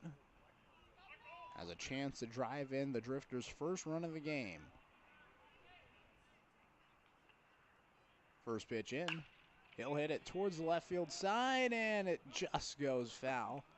About 5 feet left of the foul line. It's 0-1. Cole Kleckner still is yet to record an at-bat. He walked back in the 3rd. It was a gritty at-bat from Kleckner. He was able to foul off numerous amount of pitches. He was able to work in 0-2 all the way to a walk. Here's the 0-1. That one misses, 1-1. Looked like Rice there, a little bit of hesitation on that windup. Saw a little bit of that. He got a few strikeouts, at least one in my memory off the hesitation. Doesn't hesitate there. It's 2-1. I always think it's interesting when pitchers do have that hesitation in their windup, how they're able to throw off batters. I always think of Johnny Cueto, professionally in the MLB, and how he was able to do it so successfully for so long. 2-1 misses outside. It's 3-1. And it just throws off the rhythm with the batter.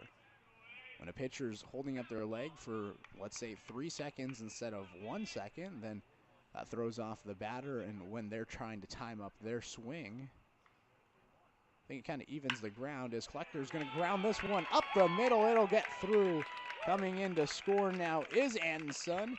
And the lead's cut now from 3-0 to 3-1 after the RBI single from Cole Kleckner. 7, Cannon Reader.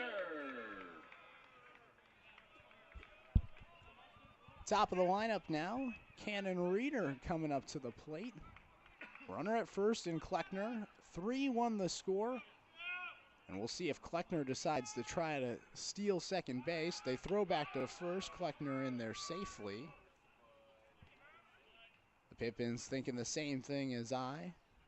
Kleckner does have wheels over at first. Had over 30 stolen bases this past season at Lane Community College. He'll go on the first pitch. It bounces in the dirt. Olson's throw to second, bounces and is high. Kleckner steals second, and a runner's in scoring position now for the Drifters. So we talked about it. The small ball's been huge for Springfield this year. Able to use anything to be able to scratch across runs and stolen bases, sack bunts, sack flies. They've been a part of it. Kleckner there, a stolen bag. Reeder now flares it out towards the right side. Going back and making the catch, backing up is Shipman. And that'll do it for the 5th inning, but not before Springfield can cut the deficit from 3-2 after the RBI single from Cole Kleckner. We'll head to the 6th inning. 3-1 the score. Yakima Valley currently leading. You're listening to the Springfield Drifters here on the Drifters live stream. Please stand up to be recognized. Let's give these heroes a big Drifters round of applause.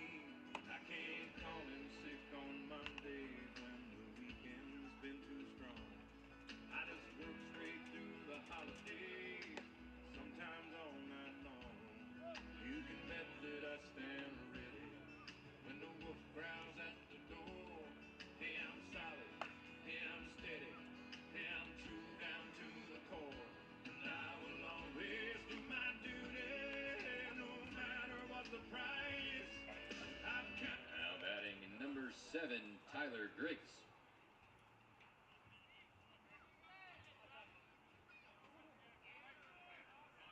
Top of the 6th inning, and Theo Millis is still on the mound for the Springfield Drifters. There is action in the Springfield bullpen. A right-hander is warming up. But in the meantime, Millis is still out there. First pitch from Millis, fouled off to Tyler Griggs. 0-1. So Griggs facing off against Millis for the 3rd time today. He's 0 for 1 with a strikeout back in the 1st, but he walked in the 4th. That allowed Spencer Shipman to come up to the plate before Shipman hit that 3-run shot and gave Yakima Valley the lead as they currently lead 3-1 after Cole Kleckner had an RBI single in the bottom of the 5th. Each team with 4 hits. So 1-1 count now to Griggs. Here's the pitch. That one misses. It's 2-1.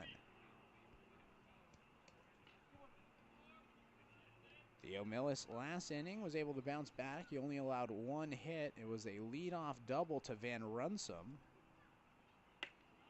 As his 2-1 misses outside. 3-1 now. After that point, he was able to settle back in. Van Runsum was able to get to 3rd, but a grounder right back to him from Hank Dunn got Van Rensen at the plate. This one sent out towards center field. Going back is Reeder at the track, makes the catch, runs into the wall, but he'll throw it back in after the fly out from Tyler Griggs. First out is recorded here in the top of the 6th. 3-1 the score. Yakima Valley currently leading the Drifters. We'll bring back up Sam Olson. First pitch into Olson. Hit towards left field. The liner going back is Kleckner at the track. He'll make the catch next to the wall. And 2 quick, long fly ball outs for the Pippins. Here in the top of the 6th. Nobody on, and Spencer Shipman, the man that gave his team the lead, steps back up to the plate.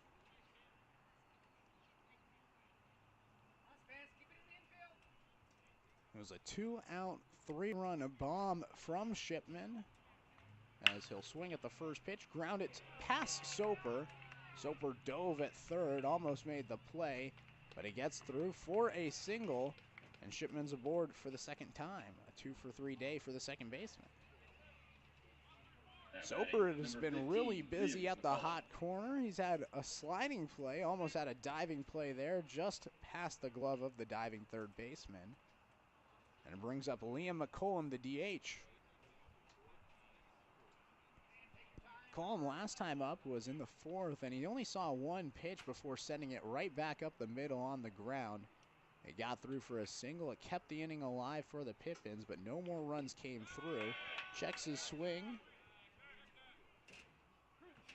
They appeal, and they say that he was safe. 1-0. It was a real close play there with McCollum. McCollum was left stranded at third back in the fourth. Now has a runner at first, 2 outs. Fouls this one off to the left field side, and it's 1-1.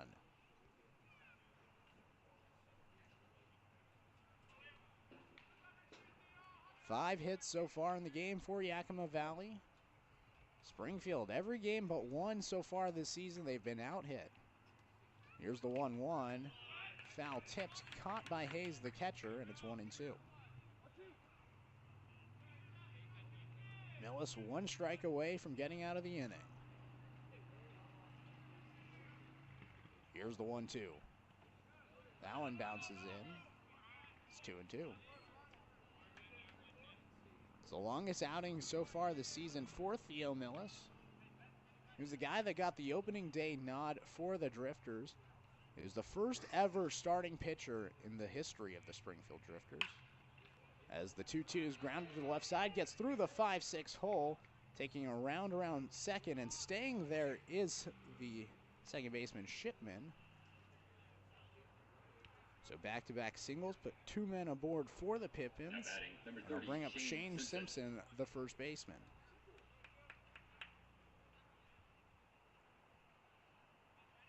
So Millis was 1 strike away from getting out of the inning, now has a runner in scoring position, his team trailing by 2. First pitch in, fouled off from Simpson, 0-1. McCollum standing at first, his second single today, so a 2-for-3 day for the DH. McCollum, a two-way player for the Pippins. He also pitches, so we'll have to see if we see McCollum throw later this series. A little bit of movement at second base. Millis didn't worry about it. Threw in a strike, and it's 0-2. Simpson today 0-for-2 with a strikeout looking and a ground out. Finds himself down 0-2 now. Millis is set. Here's the 0-2. Looked at, thought about, didn't pull the trigger, and it's 1-2.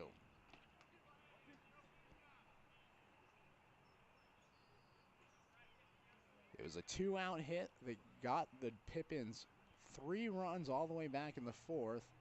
That gave them the lead, and now another chance for a 2-out rally. 1-2. This one skied out towards center field. Reeder not taking any steps. Now finally takes a few steps back, makes the catch, and the inning is over. 2 runners are left stranded after 2 2-out singles. We'll head to the bottom of the 6th. 3-1 the score. The Springfield Drifters currently trailing. You're listening to the Springfield Drifters here on the Drifters live stream.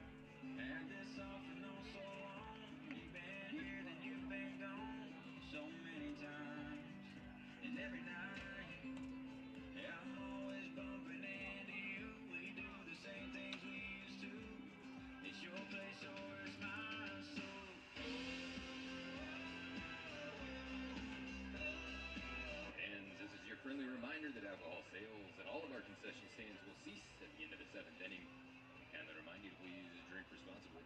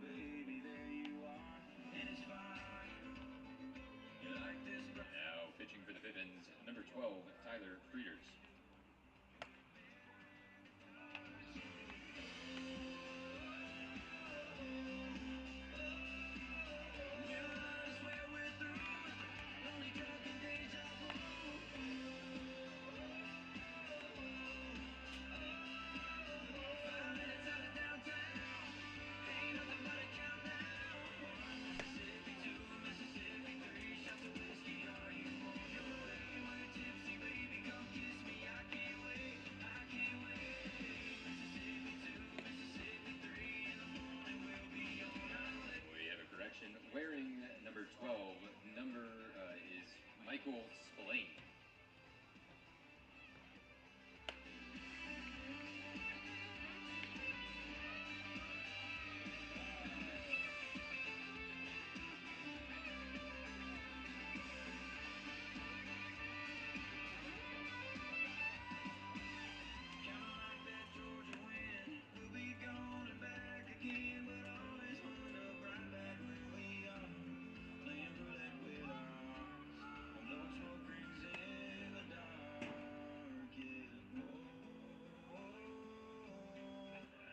Batting number 9, Michael Soper.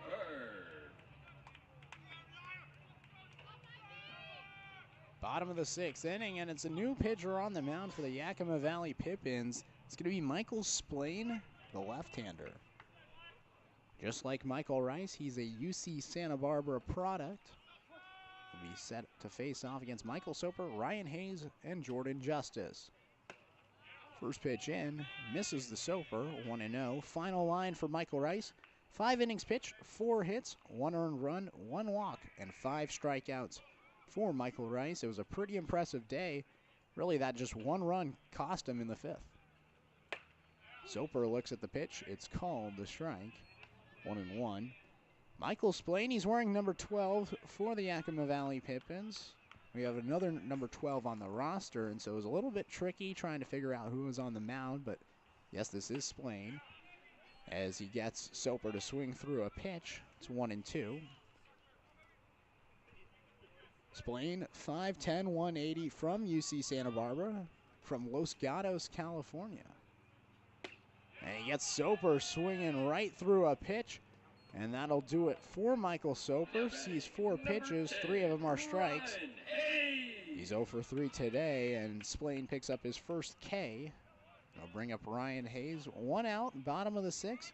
3-1, Yakima Valley currently leading the Drifters. First pitch to Hayes. Thought about it, didn't pull the trigger, and it's 1-0.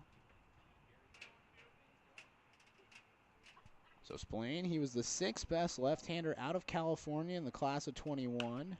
He was a top 75 prospect in the state. This one's fouled off by Hayes, 1-1. He has a fastball that's in the high 80s that has touched 90. And he has a really nice off-speed slider. That one misses. It's 2-1.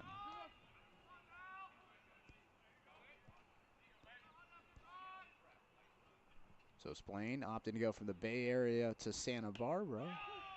Looks and fires in a strike, and it's now 2-2. Ryan Hayes today 0 for 2, a strikeout and a fly out to the shortstop. The Yakima Valley College product facing off against the Yakima Valley Pippins. 2-2, this one's fouled back. Do it again.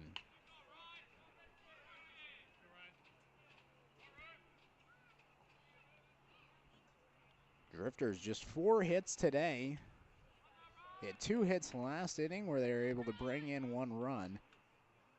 But like it's been all season, hits have been tough. Hayes looks at it. They appeal to first, and they say that he did not go, so the count will be full. In game number 3 against Wenatchee, there was 11 strikeouts for the Drifters. 5 players had multiple strikeouts. So strikeouts have definitely been a big thing for the Drifters. Hayes, though, sends this out towards right field. He'll fly out to Van Runsum, and that'll do it for Hayes. Second out is recorded here in the 6th. 44, Jordan Justice. We'll bring up Jordan Justice, the DH now. 2 outs, nobody on. 3-1, Yakima Valley currently leading Springfield. Spillane on the mound. Pitch in. Justice swings right through it. It's 0-1. Jordan Justice today, 1 for 2 with a single and a strikeout. The 0-1. Looked at, called the strike. 0-2. So of the 2 home runs that have been hit in Springfield Drifters history, Jordan Justice is one of them. The 0-2 to him, looked at, Not called to strike. It's a ball, 1-2. You can see the infielders for Yakima Valley. They're drifting over towards the dugout, expecting that one to be called for strike 3. Justice now steps out of the box and now will step back in.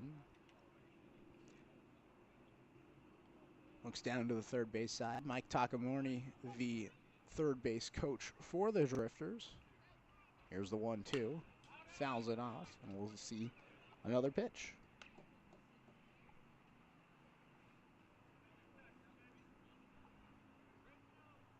Wind still a slight breeze drifting out towards left field. Exactly where the home run ball was hit. 1-2 misses inside. Olsen there to stop it. 2-2 the count, 2 outs. Jordan Justice looking to keep the inning alive for the Drifters. Here's the pitch. Grounded softly, right side. Fielding it, Shipman flips it over to Simpson, and that'll do it for the 6th. A 1-2-3 frame for Michael Splain. We'll head to the 7th inning. 3-1 Yakima Valley currently leading the Springfield Drifters. You're listening to the Springfield Drifters here on the Drifters live stream.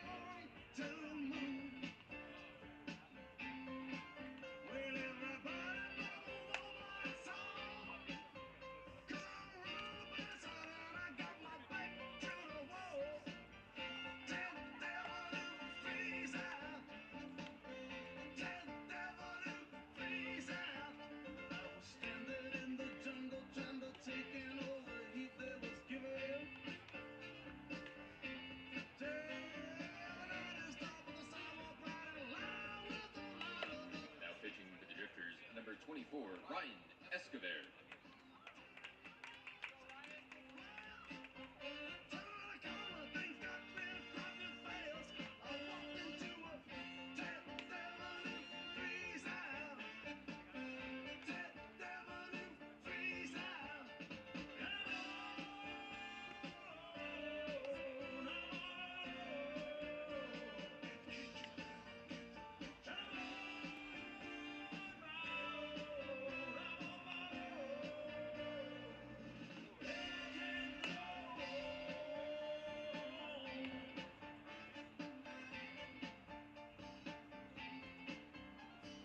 Change was made uptown in the big man Joe in the bay.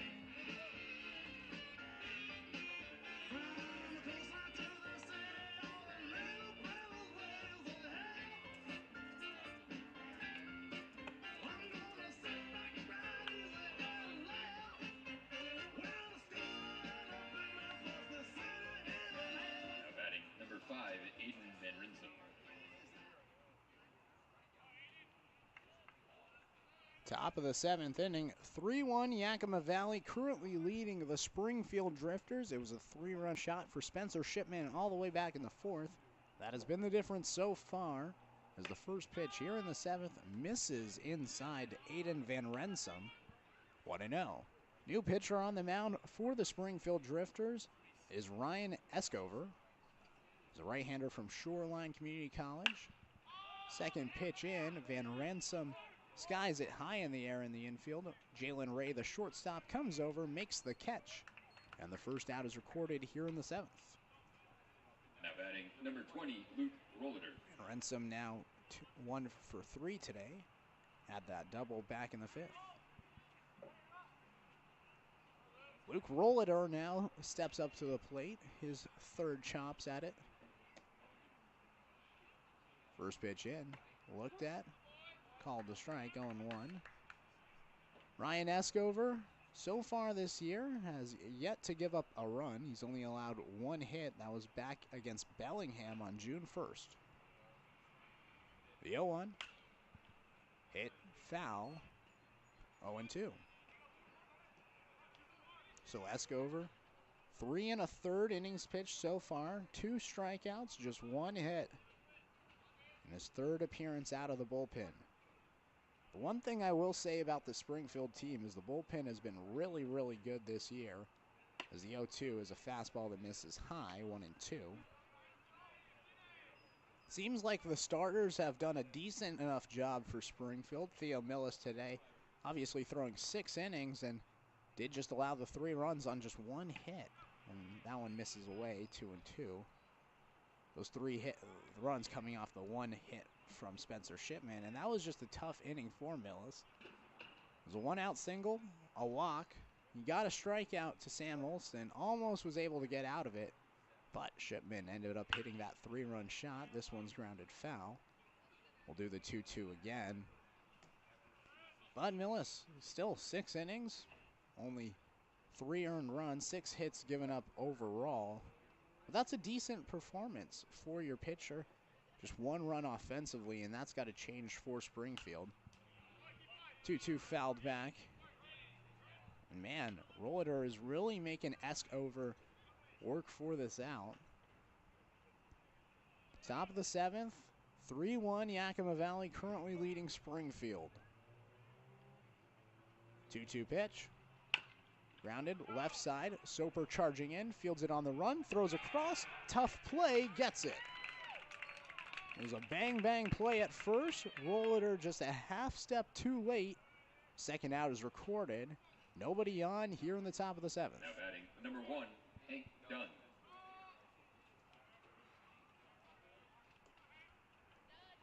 Top of the lineup coming up again for Yakima Valley. Hank Dunn steps back in.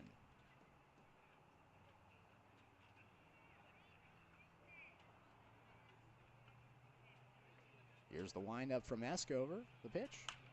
Fouled back by Dunn. 0-1. Dunn today 0 for 3, although he did reach in his last plate appearance. That was in the 5th. Grounded it right back up the middle. Theo Millis was able to catch it on the mound, then fire it home, get the out at home. Off speed. Dunn waits for it. Hits it to center field. Reeder comes in, makes the catch, and the inning is over. It's a 1-2-3 frame for Ryan Eskover. We head to the bottom of the 7th. It's 7th inning stretch time. The Springfield Drifters coming up to bat. You're listening to the Springfield Drifters here on the Springfield Drifters live stream.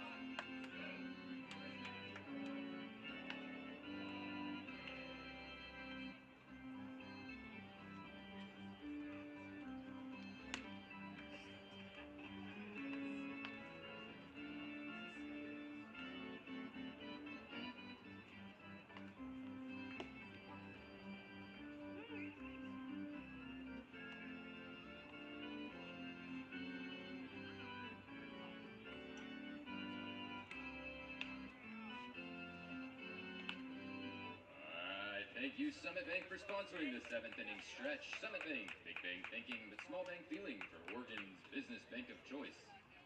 Now batting number 35, Cade Christ. Bottom of the 7th inning, Cade Christ, Taylor Holder, Trevor Antonson set to face off against the lefty and Michael Splain. Cade Christ fouls off the first pitch to him, 0-1. Cade Christ, the Tacoma Community College product.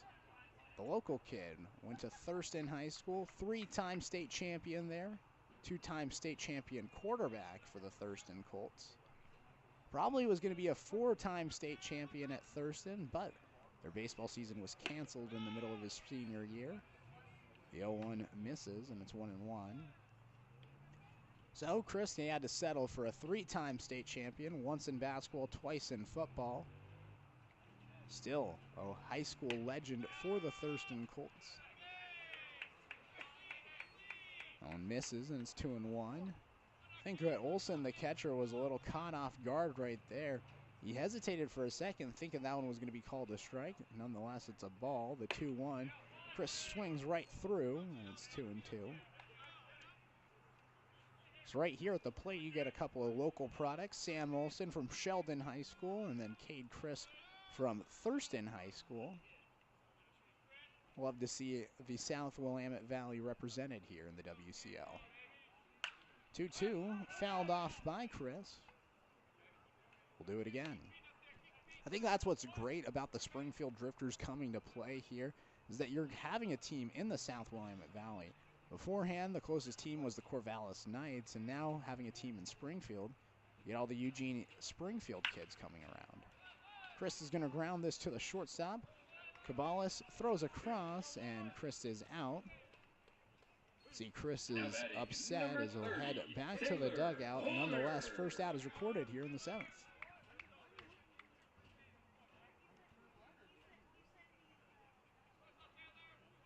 So here's Taylor Holder, and he's making the opposite transition. We were talking about Cade Chris being the local product.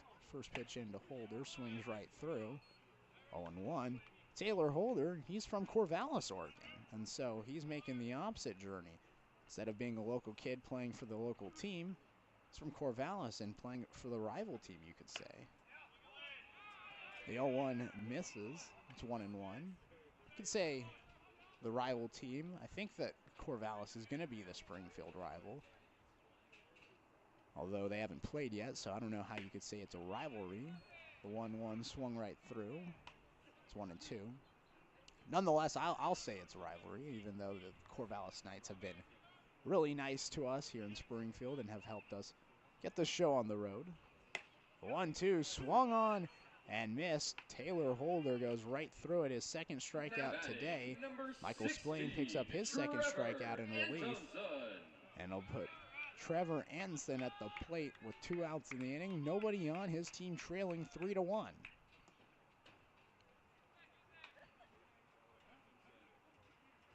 Splain, the left-hander, deals. First pitch to Anson, misses away. 1-0. Anson today, 1 for 2 with a double back in the 5th. His double was the one that set up the run for Springfield as he came around to score. Looks at the 1-0, misses outside. 2-0 now to Anson.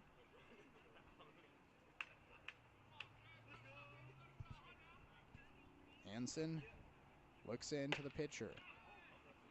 That one misses, so Anson 3-0 count. You have yet to see any Springfield Drifter this season swing on a 3-0 count. I doubt we see Anson here. Splain fires in a pitch. Called a strike. Outside part of the plate, 3-1. Anson as a sophomore at Seattle in 2021. 9 of 56 hitting. But now we'll get a walk as he'll head to first. 2 for 3 day on the base pass for Anson. Now batting, And a runner's on for the Drifters here in the 7th. 2 outs, 3-1 the score. Jalen Ray, the shortstop, at the plate.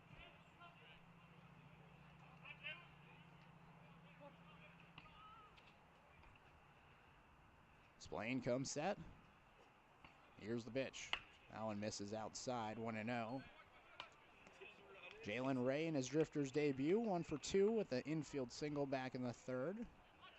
Flew out, though, in foul territory in his last at-bat. Here's the 1-0 pitch. That one gets in the dirt. Olsen stops it. Heading back to first is Anson. 2-0. So Jalen Ray, this is his first day with Springfield after joining the team from Central Arizona College. 2-0, misses, and it's now 3-0 to the second straight batter. Jalen Ray does represent the tying run, so the tying run is at the plate. 3-0 the count, 2 outs, runner at first. Pitch into Ray, and that's a walk. So a 4-pitch walk after a 5-pitch walk. Now batting, Puts back-to-back batters aboard for the Drifters, and There's going to be a mound meeting now. There is a little bit of action in the Yakima Valley bullpen. We'll see if they decide to make a move here. There is 2 outs in the inning.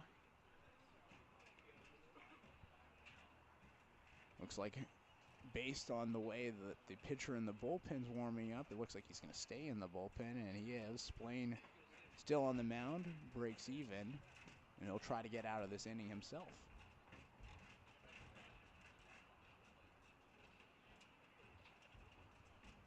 Cole Kleckner coming up to the plate, and Cole Kleckner was the one that got the RBI back in the 5th. And a big at-bat here. Runners at first and second. Speed on the base paths. First pitch in, Kleckner going to ground it to the third base side, foul.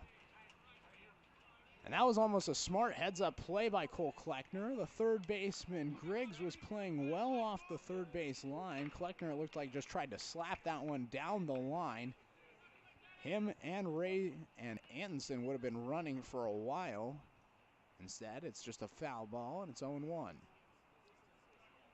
Here's the pitch. Kleckner now showing bunt. He'll bunt it down the third base line. Griggs charges in, and now there's not going to be a play. Splain tried to field it barehanded. It slipped through his hand, and now the bases are loaded after a risky but fulfilling 2-out bunt single for Cole Kleckner.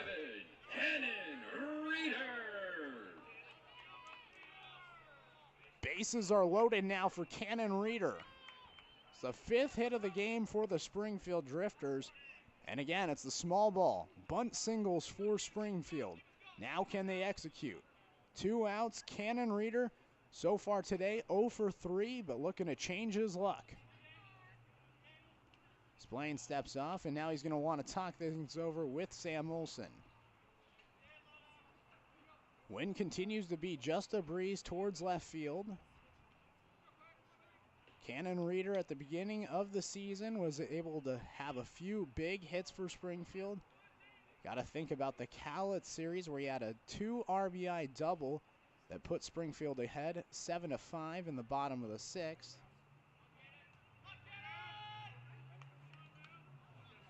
And now he'll stand in, his team trailing by 2, and a base hit could potentially tie the game.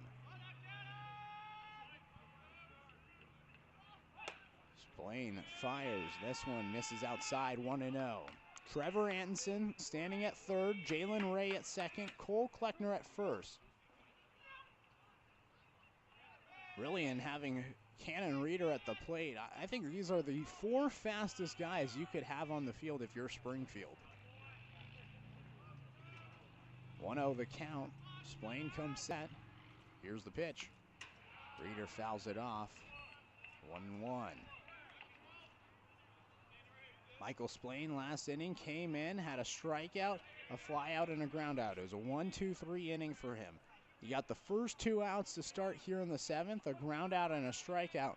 But since then, back-to-back walks and a bunt single has loaded the bases. Here's the 1-1. Reeder, soft hit ball towards left field, charging in, making the catch on the run is Rollader. It looked like Rollader took a bad step. He charged in, made the catch on the run, and the bases loaded threat is eliminated as Reeder flies out to left. 3 runners left stranded. We head to the 8th inning. 3-1 Yakima Valley currently leading. You're listening to the Springfield Drifters here on the Drifters live stream.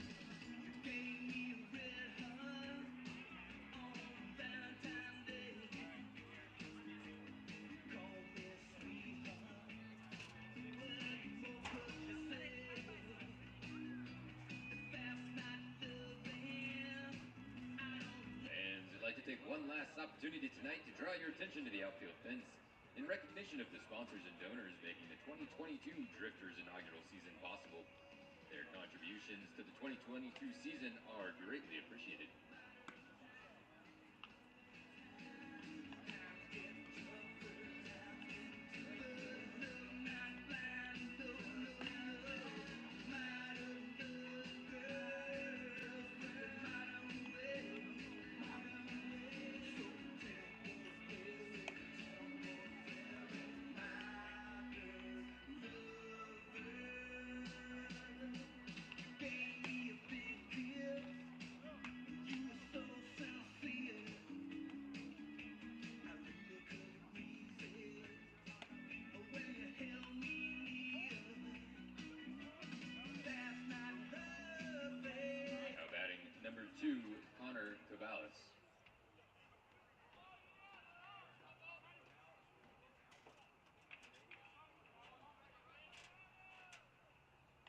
Top of the 8th inning, 3-1 Yakima Valley, currently leading the Springfield Drifters. Ryan Escover's still on the mound for Springfield. As the first pitch into Connor Cabales. That one misses, 1-0. So Ryan Escover came in last inning, a 1-2-3 inning after replacing Theo Millis. Gets the second pitch in there, 1-1 to Cabales. And again, Ryan Escover, 4 1/3 innings pitched this season, just one hit as the 1-1 misses inside. 2-1 now to Cabales.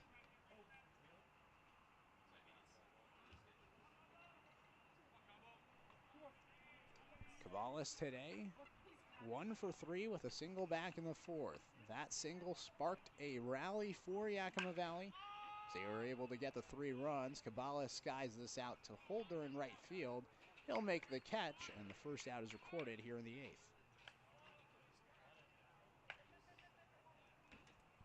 Tyler Griggs, the third baseman, now will come up to the plate to face off against Ryan Escover.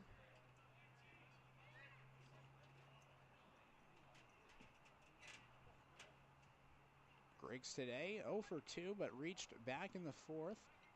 That was a walk for him. He came around to score on the 3-run shot from Shipman.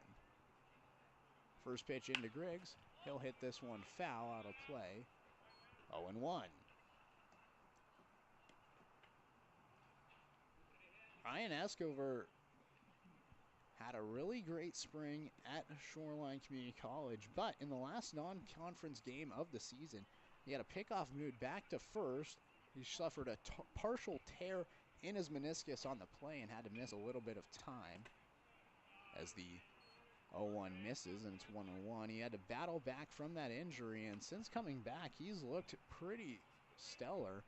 I mean, so far, only 1 hit allowed on the year. It's a great way to bounce back from that injury. 1-1, curveball, misses outside. 2-1 now.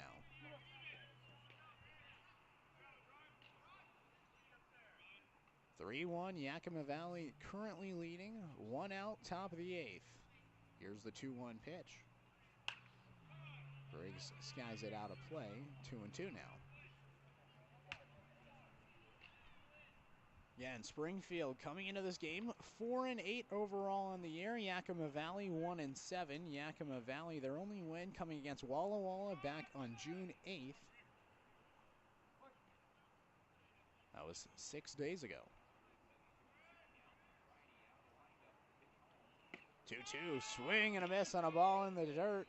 Griggs goes down swinging. That's the first strikeout for Ryan Escover. 2 are gone now here in the top of the 8th.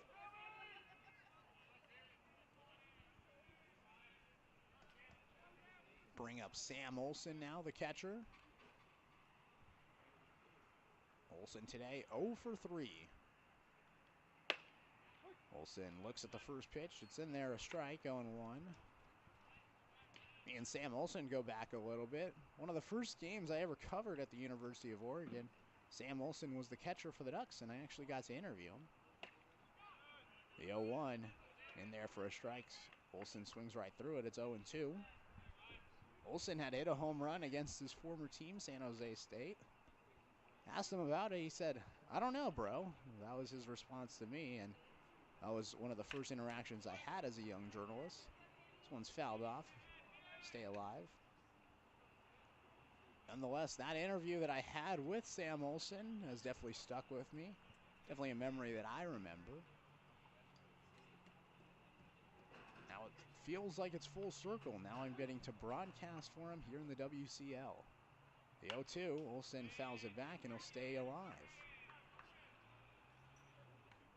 It's a little bit interesting. You'd think that I'd be broadcasting for Sam Olson and his team, especially considering that his dad, Ike, is the owner of the team. However, he is not playing for the Springfield Drifters. It's his second straight season playing for the Yakima Valley Pippins, and I had to go back to Yakima Valley this summer. 0-2 the count, 2 outs, 3-1 the score. Escover on the mound. The windup, the pitch. Olsen hits this in the air, in the infield. Escover coming over. Hayes, the catcher, lets it drop. There's a little bit of miscommunication with him, Escover, and Chris. And what should have been a fly ball out to get out of the inning results in a foul ball. That's still 0-2.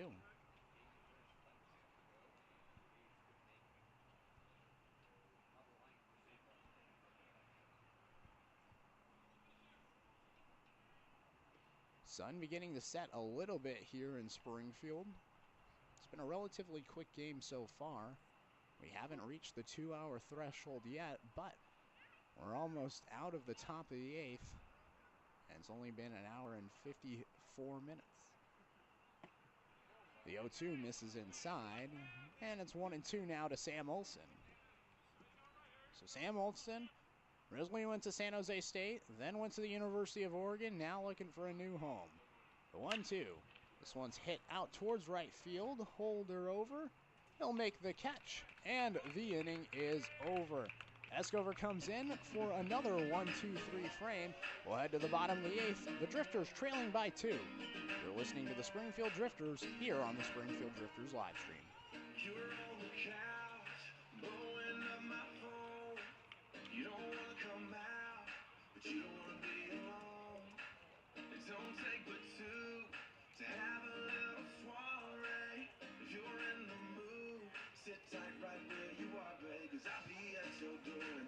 And we kindly request your assistance in keeping our park clean and beautiful by making sure your food trays, wrappers, napkins, and bottles make it to any of our trash and recycling bins located around the park.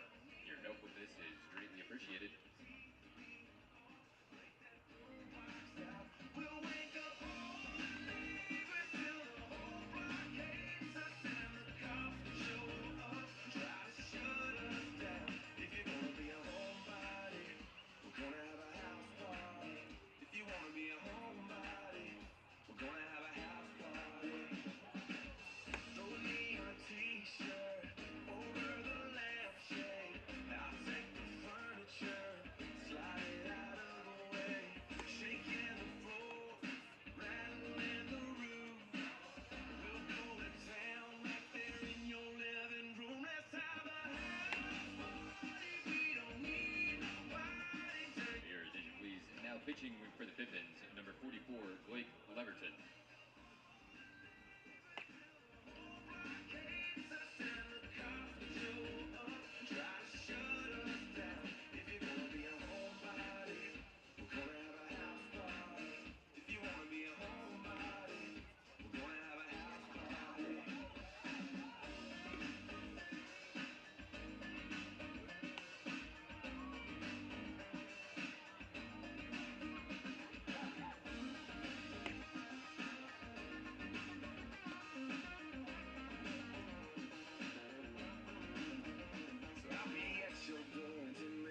Whatever you got on, baby, stay in it. You ain't gotta leave the house to have a good time. I'm gonna bring a good time home to you. We'll have a house party. We don't need nobody. Turn your TV off. Break that boombox out. We'll wake up all the neighbors till the whole block hates us, and the cops show up. Now batting, number 9, Michael Soper.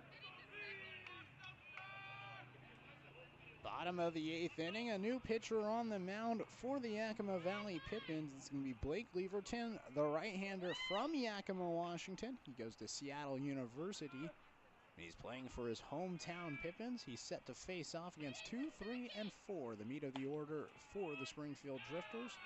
First pitch into Michael Soper, misses away, 1-0. Michael Soper today, he's had a rough day. He's 0 for 3 with a strikeout and a ground out that he grounded into a double play in.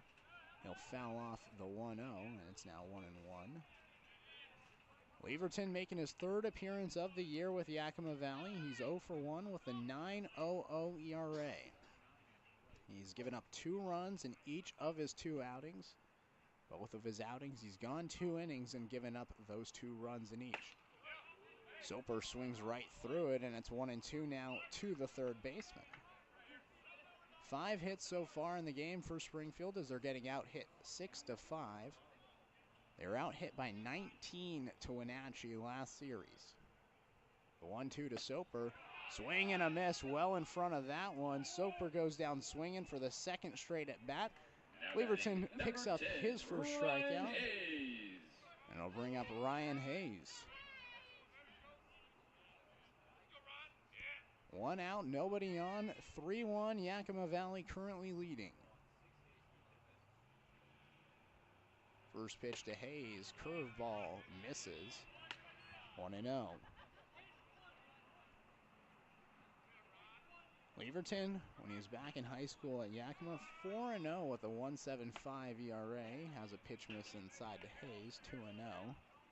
He was ranked the 11th best right-handed pitcher in the class of 2021 by Perfect Game.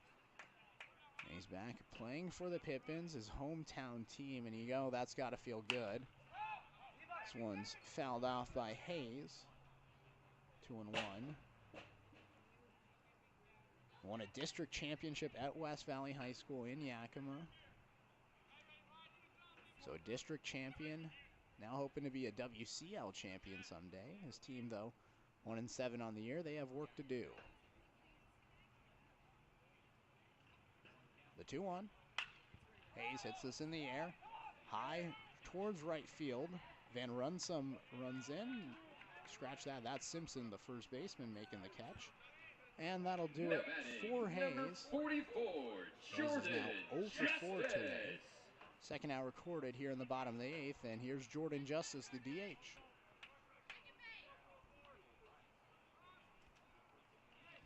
Two outs, nobody on.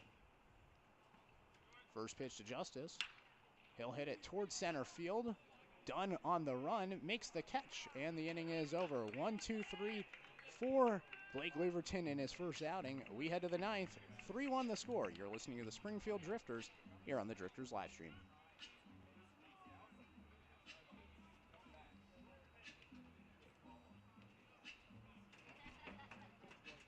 When the night has come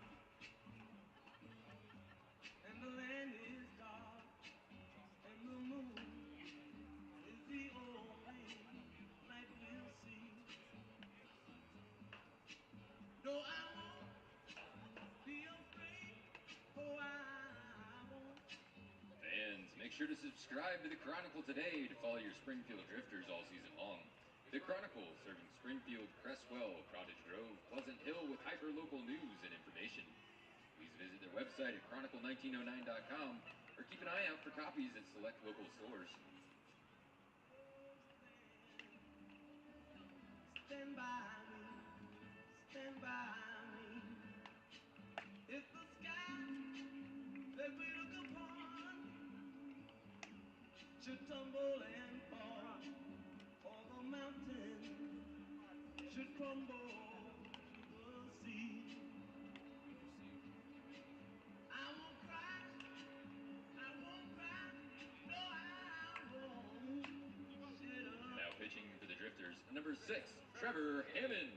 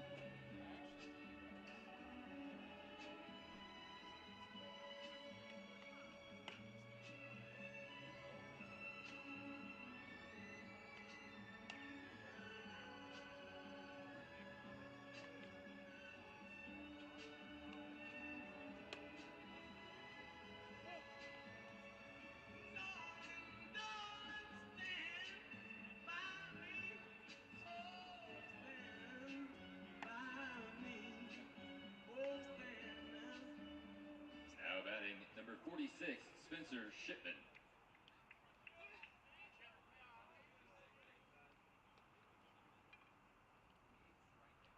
Top of the 9th inning, 3-1 the score. Yakima Valley currently leading the Springfield Drifters. New pitcher on the mound for Springfield is Trevor Hammond, the left-hander from Ventura. He'll be heading off to Bushnell University next year.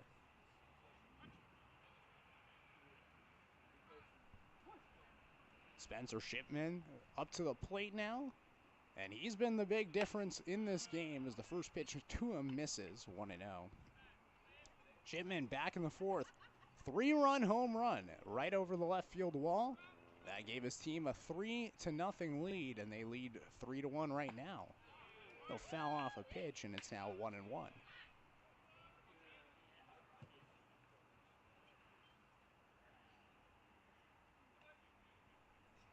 Shipman, other than that home run, he had a single in the sixth, so 2 for 3 day.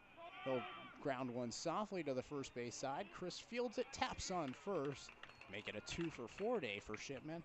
Nonetheless, a 3-run home run, and so that's still an impressive day for Shipman. First out is recorded here in the ninth. Nobody on, 1 out.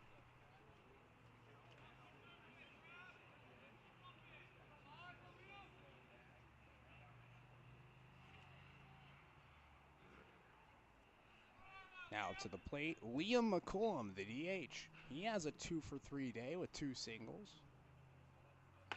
First pitch to him, misses, 1-0. Hammond, the man on the mound now for the Drifters. This is his 3rd appearance of the year. Is yet to give up a run. Gets McCollum to swing through that one. 0-1.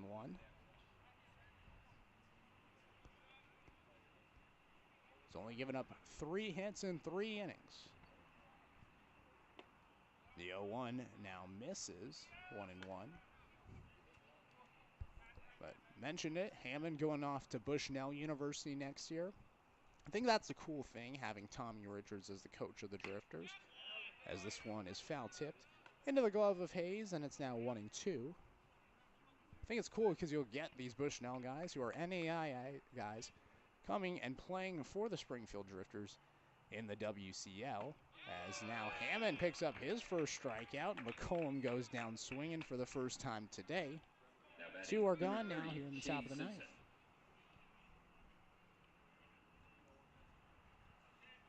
But I think it's cool because you get the NAIA guys involved. You get recruits like Trevor Hammond, who really wasn't slated to throw in the summer ball until he committed to Bushnell, and Richards was like, hey, you want to throw this summer? And he was like, yeah, I do. That first pitch misses now to Shane Simpson. 1-0. So Hammond said, yeah, I want to throw this summer. Came up to Springfield and now is here with the Drifters. This one's grounded foul. 1-1. I think it's also cool for these players because you have a guy like Hammond who's from Ventura. It's come up here, it's put on this beautiful uniform, has a host family. They take care of him. I'll give him food on game days as this one's grounded to the first base side. Chris fields it, taps on first, his second 3 unassisted of the inning. It's a 1-2-3 inning for Trevor Hammond out of the pen. We head to the bottom of the ninth. Can the Drifters come back and tie it or send it to extras? We'll see. You're listening to the Springfield Drifters here on the Drifters live stream.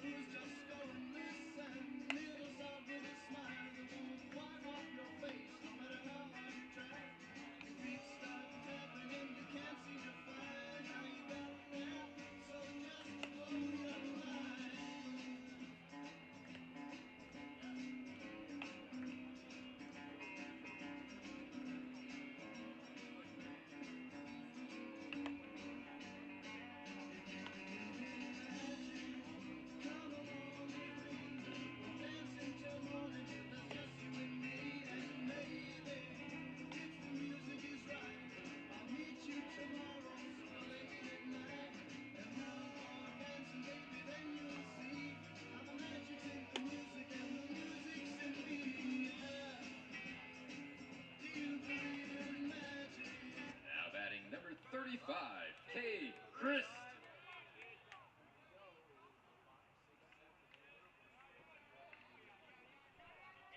Bottom of the ninth inning, 3-1 the score. Yakima Valley currently leading Springfield. Cade Chris, Taylor Holder, Trevor Anderson due up for the Springfield Drifters. They're facing off against the right-hander in Blake Leverton. First pitch to Chris, off speed, misses, 1-0. Cade Chris, after his 4-for-10 weekend in Wenatchee, 0-for-3 today with a strikeout. Fouls off the 1-0, and it's 1-1. The Springfield Drifters, they're going to have to score 2 runs in this inning if they want to keep the game going. They've already walked it off 2 times this season. So they have a chance for number 3 here, but it's a little bit of tough slating ahead. Leverton steps off. He'll step back on. It's a cool matchup here because you got Leverton, the hometown kid from Yakima, against Chris, the hometown kid from Springfield. Pitch is in there, a strike. 1-2 now to Cade Christ. Chris, his last time up, he grounded out, and after that ground out to the shortstop, Cabales, he was upset. See if he can fuel that frustration into a hit as he fouls off the 1-2. He'll stay alive. Cade Chris, just being around him, you can see he's a very emotional player. Obviously loves to win. 3-time state champion. The 1-2 fouled back.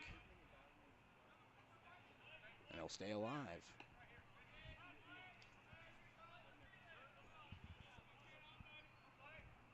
This game feels like it's gone a lot of, or it seems like it's been very similar to a lot of the games that have happened for Springfield. Of course, Springfield 8 losses overall in the year. The 1-2 misses, 2-2, but this is another outing where the starter does a decent job. Millis, 6 innings pitched, 6 hits, 3 earned runs, and the bullpen does great. So far today, the bullpen, 0 hits, 0 runs from Escover and Hammond. Just those 3 runs given up from Millis. Chris hits this one high in the air, deep towards left field, but at the track and making the catch is Rolliter, and the first out is recorded. Now batting, number 30, Taylor Holder. So the Drifters have 2 outs to work with to try to get 2 runs as they trail 3-1 here in the bottom of the 9th. Taylor Holder up to the plate. Leverton so far has given up 2 runs in each of his 2-inning performances so far this season. As the pitch misses to Holder, 1-0. So far has gotten the first batter for 4 batters he's faced out. Here's the 1-0. Holder slaps it away. 1-1. Taylor Holder having a performance that he'll probably want to forget about. A strikeout looking, a strikeout swinging. Both those sandwiched a flyout. That was an infield flyout too, as the 1-1 misses outside. 2-1. It's a tough performance for Taylor Holder to have, especially considering that his coach Mark Wazakowski from the University of Oregon is actually here in attendance. He's sitting right behind home plate, and so having your college coach watch you go 0-for-3 with a couple of strikeouts as he skies one high in the air, foul territory. Olsen looks at it go out of play. 2-2. Probably isn't the best look for Taylor Holder. Although right here he has an at bat, 2-2 the count, 1 out. See if he can give his coach something to be proud of.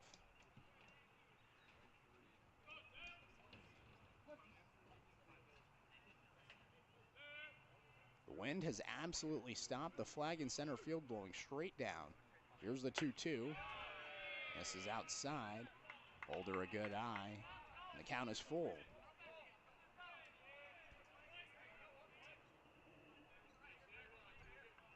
Yakima Valley on the verge of their 2nd win of the season. Leverton comes set. Here's the payoff pitch. Misses outside, and Taylor Holder's aboard for the first time today. He works a walk. Now batting, and the Drifters aren't 16, done yet. Trevor Anderson. Brings up Trevor Anderson now.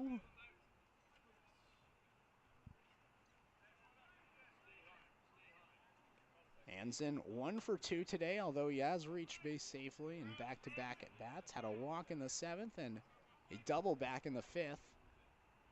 First pitch to him, in there for a strike, 0-1. That double back in the 5th set up the Drifters' only run of the game. It was able to come in on the RBI single from Cole Kleckner. Now Antonsen hoping to keep the game alive. 1 out, his team trailing by 2 as he swings through the 0-1. And he falls behind 0-2. It's a swing that you really don't want to see from Antonsen in that situation. It was a fastball that was high and away from the plate. I think he just got a little too eager on that one, but he chased. Here's the 0-2. Looked at, misses. 1-2 now. Taylor Holder has a little bit of speed at first, although in this situation, I'm not sure if you send him here. You still need 2 runs. Anson at the plate is the tying run. The 1-2. Olsen tries the frame, cannot, misses away. 2-2. Just 5 hits today for Springfield. Their last hit coming back in the 7th inning. That was a bunt single. The 2-2. That one's high. Count is full. Prior to that bunt single, you have to go all the way back to the 5th, and it was Cole Kleckner's RBI single. But really, hits today have been really hard to come by for the Drifters. Here's the full count pitch. Anson looks at it. It's high. And now 2 runners are aboard for the Drifters. Now batting, number 2, Jalen Ray. Back-to-back walks. And this is a very interesting situation here. A little bit of movement happening in the Yakima Valley bullpen. Right here, the Drifters have 1 out. They have 2 outs to work with. Jalen Ray is at the plate. You know he has speed. In this situation, the corner outfielder is playing a little out. Do you try to bunt? Ray does not try to bunt. First pitch misses high, 1-0. We saw with 2 outs back in the 7th when Kleckner had that bunt single. It was runners at first and second, and he bunted it, laid it down. Drifters opted not to go with the same strategy here. Pitch misses away, and it's now 2-0, and Sam Olsen's going to want to talk things over with Blake Leverton. And now a mound discussion with the pitching coach for Yakima Valley.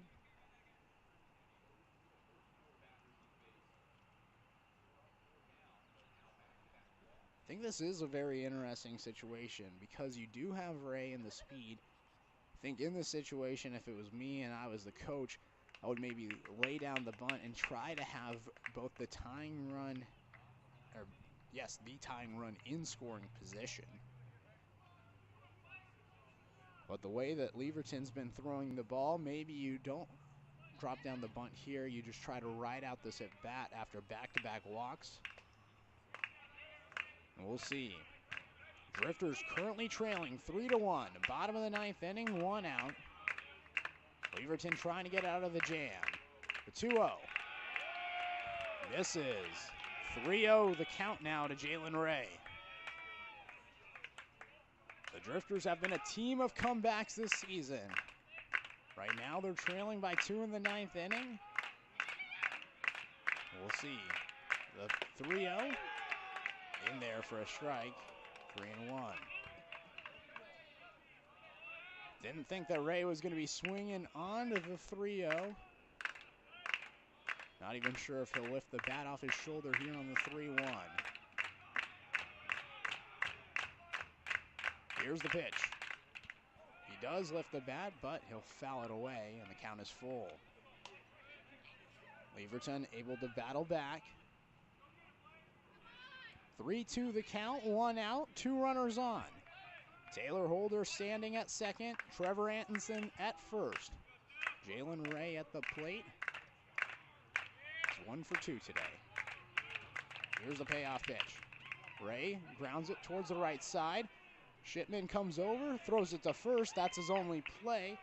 So it's a ground out for Jalen Ray, but it's just about as good as a sack bunt as Taylor Holder moves over to third, Trevor Anson over to second, and the tying run is in scoring position.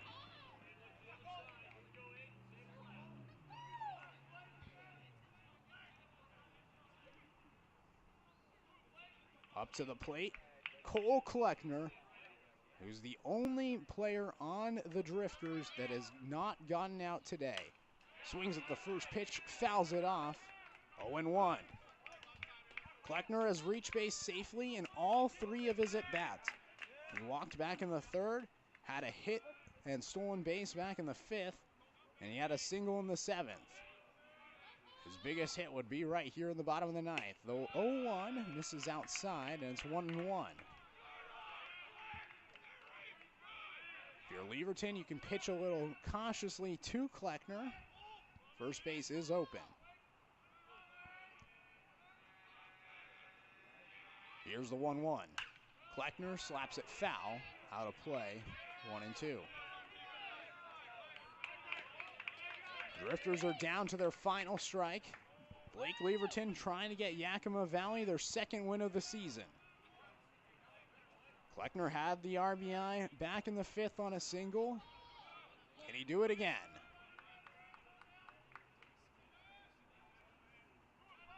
Leverton comes set. Here's the 1-2. Kleckner looks at it, miss away, counts even.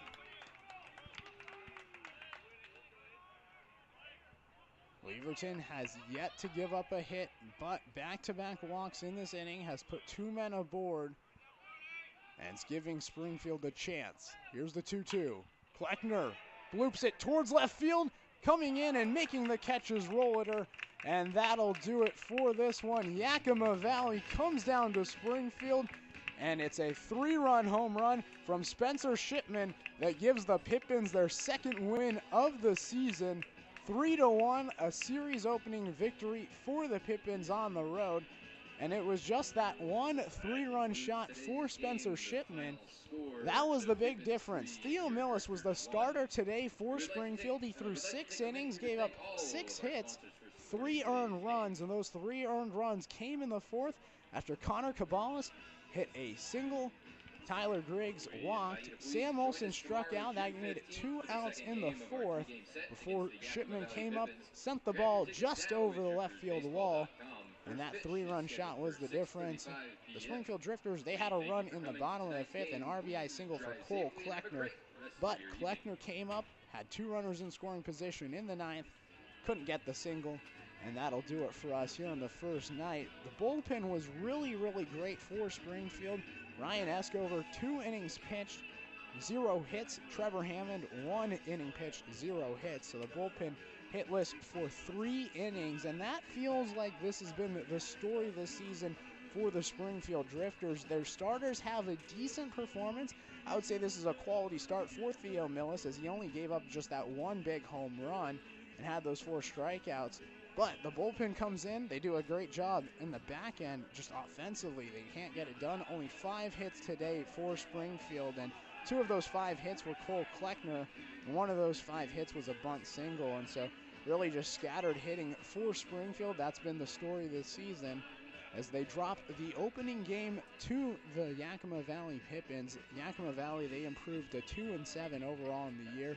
Springfield, they dropped to 4-9 overall. Game 2 of the series will be taking place back here at Hamlin Sports Complex tomorrow, as Springfield will look to bounce back against Yakima Valley. That game's going to be at 6:35.